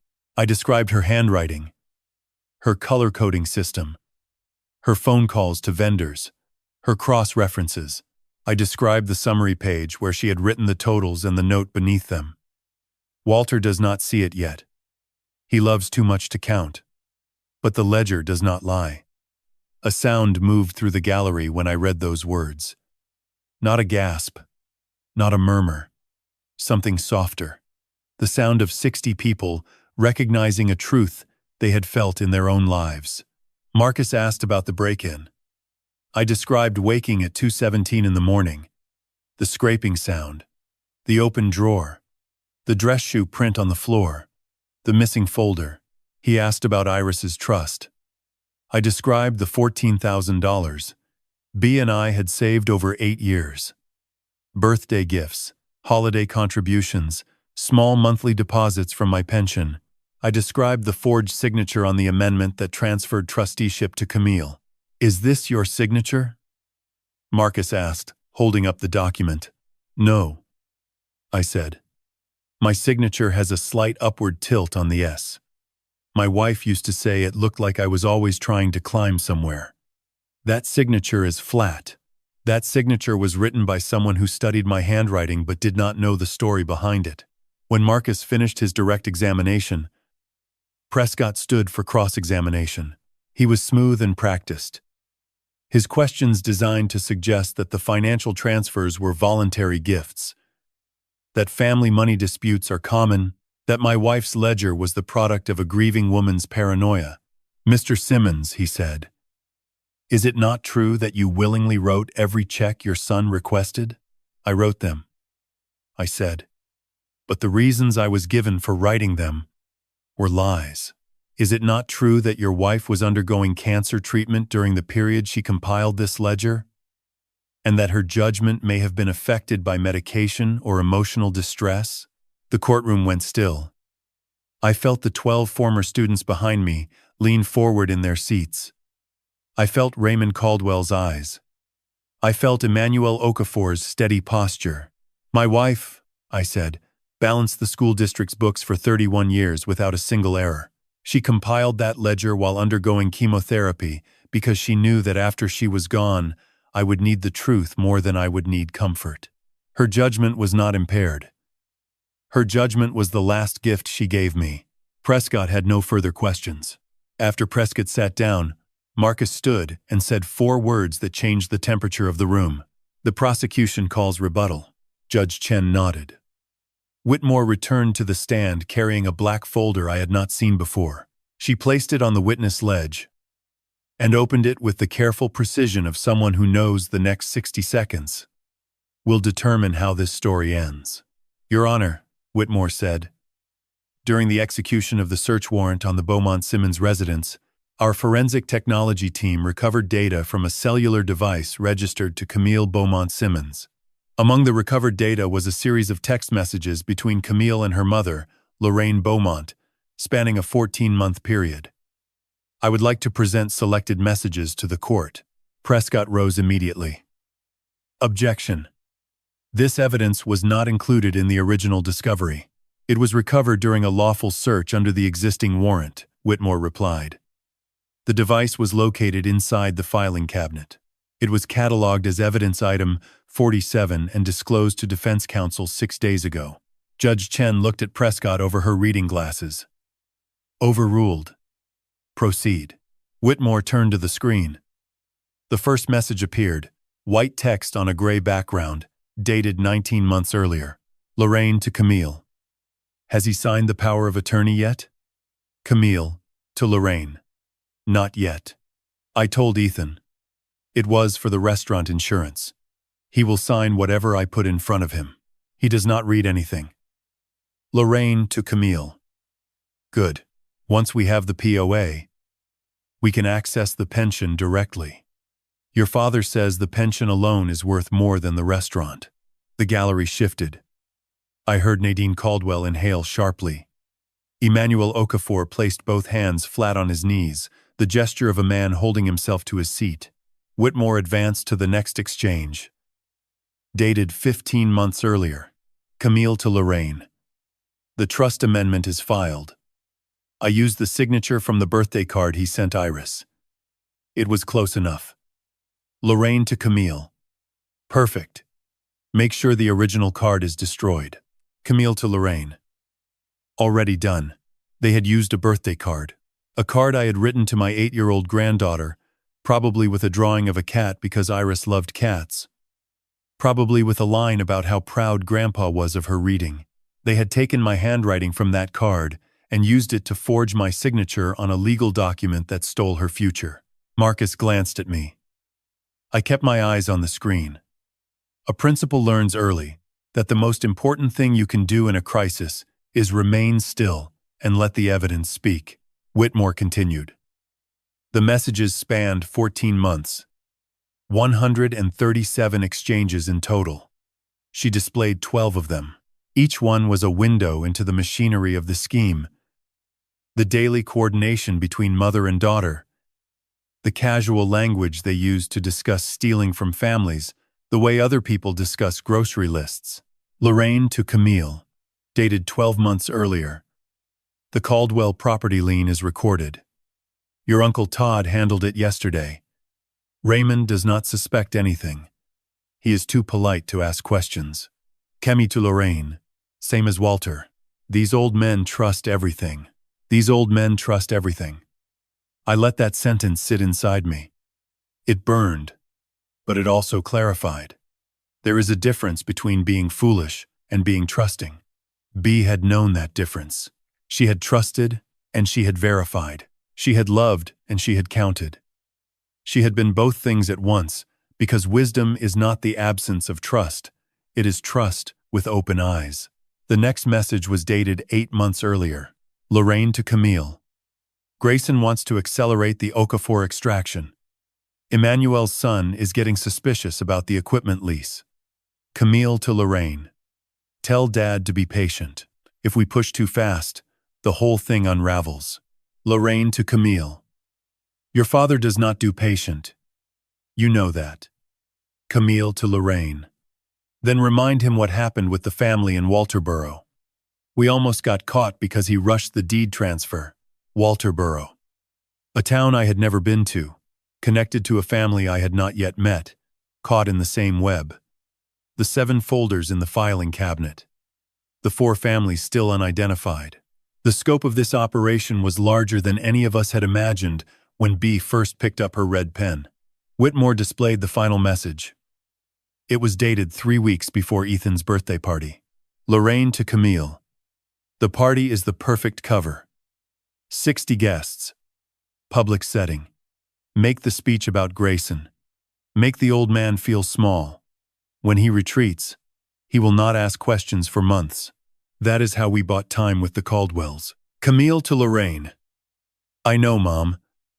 I have the speech ready. Lorraine to Camille. Make it personal. He always retreats when he feels small enough. He always retreats when he feels small enough. The courtroom was silent. Not the silence of an empty room, but the silence of a room full of people who have just heard something that cannot be unheard. I looked at Grayson Beaumont. His carefully arranged expression had not changed, but his hands were no longer resting on the table. They were in his lap, hidden, and I knew without seeing them that they were clenched. Lorraine sat beside him with her fixed half-smile finally gone. In its place was something raw and flat. The expression of a woman who has just realized that the message she sent at 11:43 on a Tuesday night would be read aloud in a federal courtroom. Judge Chen removed her glasses and set them on the bench. She looked at the screen, then at the defense table, then at the gallery. Does the defense wish to respond to this evidence? She asked. Prescott stood slowly. He adjusted his tie. He looked at Grayson. Grayson did not look back. No further response at this time. Your Honor, Prescott said. Marcus leaned toward me. That is the sound of a case ending, he whispered, but I was not listening to Marcus. I was looking at the screen where Lorraine's last message still glowed in the dim courtroom light. He always retreats when he feels small enough. I thought about the birthday party, the microphone, the 60 guests, the champagne, the laughter. Camille's speech had not been a spontaneous act of cruelty. It had been a calculated operation, designed to silence me long enough for them to finish taking everything I had. They had planned my humiliation the way Bea had planned her ledger. Carefully, methodically, with a specific outcome in mind. The difference was that Bea's plan was built on love, and theirs was built on contempt. I looked at the 12 former students in the back rows. Denise Harmon met my eyes and nodded once. Jerome Watts pressed his hand against his chest. Anthony Bassett, the man who now ran the school I had built, sat with his shoulders squared and his chin lifted. The posture of a student who remembers what his teacher looked like when he stood for something. He always retreats when he feels small enough, but they had miscalculated. They had studied my handwriting but not my character. They had measured my money but not my stubbornness, and they had never met Bea's red ledger, the quiet weapon of a woman who loved too fiercely to let the numbers lie. Judge Chen called a recess of 90 minutes after the text messages were entered into evidence. The gallery emptied slowly, the way water drains from a basin, each person carrying something heavy with them as they stood. I stayed in my seat. Marcus brought me a cup of water from the hallway fountain. I drank it without tasting it. During the recess, Prescott requested a private conference with the judge and the prosecution. Marcus was invited. I was not. They were gone for 41 minutes. When Marcus returned, he sat beside me and placed his briefcase on the floor and said nothing for a moment. Then he spoke. Grayson and Lorraine are negotiating a plea agreement. A plea, I repeated. Prescott knows the text messages ended this. There is no jury in the country that reads those messages and returns anything other than guilty. He is trying to negotiate terms before the judge makes her own recommendation, which would likely be harsher. What are the terms? They are still being discussed. Whitmore is in there fighting. She wants full restitution to all 7 families. She wants prison time. She wants the shell companies dissolved and every asset traced. I looked at the empty bench where Judge Chen had been sitting. The ceiling fan still turned above it, slow and indifferent. The way time moves inside a building where justice is supposed to live. When the court reconvened, the gallery filled again. The 12 former students returned to their rows. Raymond and Nadine sat in their same seats, as if they had been assigned. Emmanuel straightened his tie. Ethan sat beside me for the first time, having arrived during the recess. He smelled like coffee and sleeplessness, and the particular kind of courage that comes from deciding you will not look away anymore. Judge Chen entered. Everyone stood. She took her seat and placed her glasses on her nose and opened a folder. The court has been informed that the defendants wish to enter a plea agreement. I will now read the terms as negotiated and determine whether this court finds them acceptable. Prescott stood. Your Honor, my clients Grayson Beaumont and Lorraine Beaumont wish to enter guilty pleas on the following counts. He read from a document. His voice was flat and mechanical, stripped of the smoothness he had used during cross-examination. Whatever performance he had been giving was over. Count 1. Conspiracy to commit wire fraud. In violation of Title 18, United States Code, Section 1, 3, 4, 3. Guilty. Count 2. Bank fraud. In violation of Title 18, Section 1, 3, 4, 4. Guilty. Count 3. Forgery of financial instruments, including a power of attorney, a trust amendment, and a promissory note. Guilty. 3 counts. 3 words. Guilty. Guilty. Guilty. Each one landed in the courtroom like a stone dropped into still water. Judge Chen turned to the prosecution. Does the government accept this plea agreement? Whitmore stood. The government accepts, Your Honor, with the following conditions. Full restitution to all identified victim families in the amount of $347,200, representing verified losses across 7 households. Dissolution of Beaumont Holdings LLC, Lowcountry Development Partners LLC, and all subsidiary entities. Forfeiture of all real estate assets acquired through fraudulently obtained funds. Surrender of all passports, and cooperation with ongoing investigations into the 4 additional victim families identified in the filing cabinet records. $347,200. That was the weight of 7 families' trust, converted to a number, spoken aloud in a room where numbers finally meant something. Judge Chen reviewed the terms for several minutes. She made notes. She removed her glasses, cleaned them, and put them back on. Then she looked at Grayson Beaumont. Mr. Beaumont, do you understand the charges to which you are pleading guilty? Grayson stood. For the first time since the trial began, he did not look composed. His suit was the same expensive fabric, but it hung on him differently now. The way clothes hang on a man who has realized that the room no longer believes him. I do, Your Honor, he said. And Mrs. Beaumont? Lorraine stood beside her husband. Her half-smile was gone entirely. Her face was blank, emptied of everything except the understanding that the messages she had typed on a Tuesday night in her kitchen had been read by a courtroom full of strangers. I do, Your Honor, she said. Judge Chen folded her hands. This court accepts the plea agreement with the following sentence. Grayson Beaumont, 36 months in federal custody, followed by 60 months of supervised probation. Lorraine Beaumont, 30 months in federal custody, followed by 60 months of supervised probation. Full restitution in the amount of $347,200, to be distributed among the 7 victim families within 90 days. All Beaumont-controlled entities to be dissolved within 60 days under federal supervision. Any violation of probation terms will result in immediate return to custody for the maximum allowable term. 36 months. 30 months. Numbers that were smaller than the years they had spent stealing but larger than anything Grayson Beaumont had ever imagined happening to him. I watched his face as the sentence was read.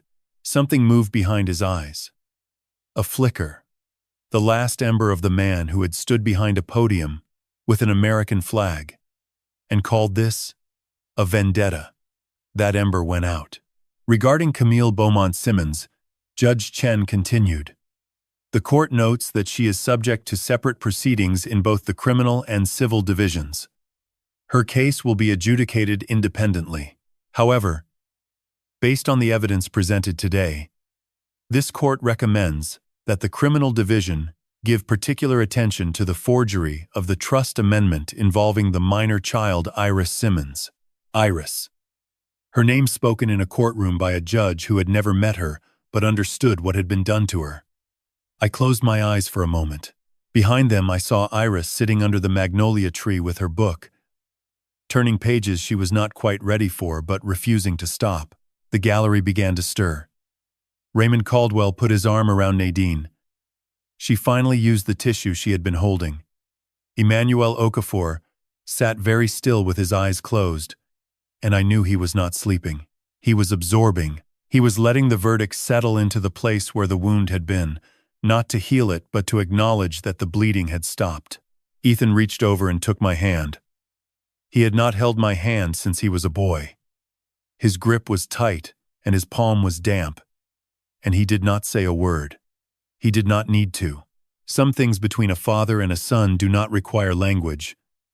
They require presence. Marcus gathered his papers. He shook Whitmore's hand. He nodded to Prescott. Because lawyers understand that adversaries in a courtroom are still officers of the same court. And professionalism survives, even when cases do not. We walked out of the courthouse into the Charleston afternoon. The sun was high, and the air smelled like salt and warm stone, and the particular sweetness of a low-country spring that does not care about verdicts or plea agreements, or the weight of $347,200. On the courthouse steps, Denise Harmon was waiting. She did not say anything. She just handed me a folded piece of paper and walked away. I opened it later in the car. It read, "The ledger balances. Mr. Simmons. Spring came to Savannah the way it always does. Not all at once, but in pieces. A warmer morning. A louder bird.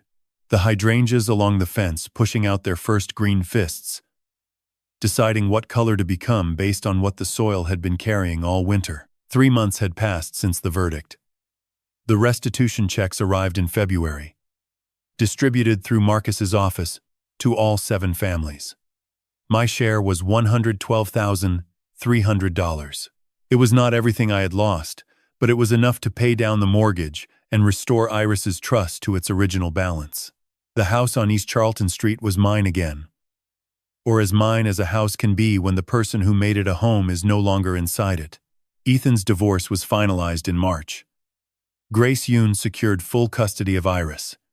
Camille's criminal case was still pending, her trial scheduled for the fall. She had moved back to her parents' house, which was no longer her parents' house. The federal forfeiture had claimed it, along with 3 other properties Grayson had purchased with stolen funds. Lorraine was serving her sentence at a federal facility in Tallahassee. Grayson was in a facility outside Atlanta. Prescott had stopped returning calls. Ethan found a job as a sous chef at a restaurant on River Street. It was not his restaurant. It was not his name on the door, or his menu on the table. But he went to work every morning at 6 and came home smelling like garlic and butter, and the quiet satisfaction of a man who is building something again, this time with his own hands and no one else's money. Iris started 3rd grade at a public school 4 blocks from my house. She walked there every morning with her backpack and her books and the stuffed elephant that now lived on a shelf in Bee's sewing room because Iris had decided she was too old to sleep with it, but not too old to keep it where she could see it. On Tuesdays and Thursdays, she stayed after school for a reading program that one of the teachers had started. She was the youngest participant. She did not care. On a Saturday in April, I was cleaning Bee's desk. Not because it needed cleaning, but because sometimes I opened the drawers just to be near the things she touched. The red ledger was gone, locked in an evidence archive at the FBI field office in Columbia, where it would remain until all 7 cases were closed. But the desk still held her pencils, her calculator, her reading glasses with the bent left arm she never fixed, and a stack of envelopes she had used for school correspondence. At the bottom of the stack, underneath a water bill from 2 years ago, I found an envelope I had never seen. It was cream-colored, the same stationery as the invitation to Ethan's birthday party, but this one was addressed in Bee's handwriting. My name. No stamp. No return address. Just Walter, in her careful cursive. The letters slightly uneven, in a way that told me she had written it when her hands were weak. I sat in her chair and opened it. My dear Walter, she wrote. If you are reading this, Then the math has stopped making sense, and you have found the ledger. I am sorry I could not tell you while I was still here. I tried once, in September. But you were so happy that evening, because Ethan had called to say the restaurant was doing well, and I could not bring myself to take that from you. So I wrote it down instead, because numbers do not need courage. They just need a page. I know what you are feeling right now. You are angry, and you should be. You are hurt, and that is fair. But I need you to hear something I could never say out loud, because I was afraid you would think I was being dramatic. You are the richest man I have ever known. Not because of the money, Walter. The money was always just paper. You are rich because you spent 42 years giving pieces of yourself to other people's children, and those pieces grew into lives you will never fully see. You are rich because you loved our son even when loving him cost more than we could afford. You are rich because you sat with me in that hospital room and read to me from books I had already memorized, and you did not stop until I fell asleep every single night. The ledger will show you where the money went. But I want you to remember where it came from. It came from a man who believed that investing in people was the only investment that mattered. That belief was never wrong, Walter. The people who exploited it were wrong. Do not let their failure become yours. Take care of Iris. She reads the way I used to, too fast and too much, and with her whole body leaning into the page. She will need you to teach her that some stories are worth finishing even when the middle is hard. I love you. I loved you from the first afternoon you walked into the school office with chalk on your sleeve and asked me if the budget had room for new atlases. I loved you every day after that. I love you now. In whatever way love works when the person writing it is no longer in the room, the ledger balances, Walter. It always balances. Yours, B. I folded the letter and pressed it against my chest. The house was quiet. Through the window I could hear Iris in the backyard, reading aloud to herself under the magnolia tree, her voice rising and falling with the rhythm of a story I could not quite make out. Ethan was in the kitchen, something simmering on the stove, a spoon tapping against the edge of a pot. The hydrangeas had decided. They were blue this year, the deep, impossible blue that happens when the soil carries enough of what the roots need. B would have known the chemistry. She would have told me the exact pH level and then laughed when I pretended to understand. I placed the letter inside the desk drawer, where the red ledger used to be. It fit perfectly, as if the space had been waiting for it. Then I stood, straightened the navy blazer hanging on the back of the chair, and walked to the kitchen where my son was cooking, and my granddaughter's voice drifted through the open window, like a song written in a language only families understand. The ledger balances. It always balances. If this story touched something inside you, if it reminded you of someone who invested in you when no one else would, share it with them. Tell them the ledger balances. And if you are that person, the one who gives without counting, know this: the numbers always find their way home. Subscribe, and I will see you in the next story.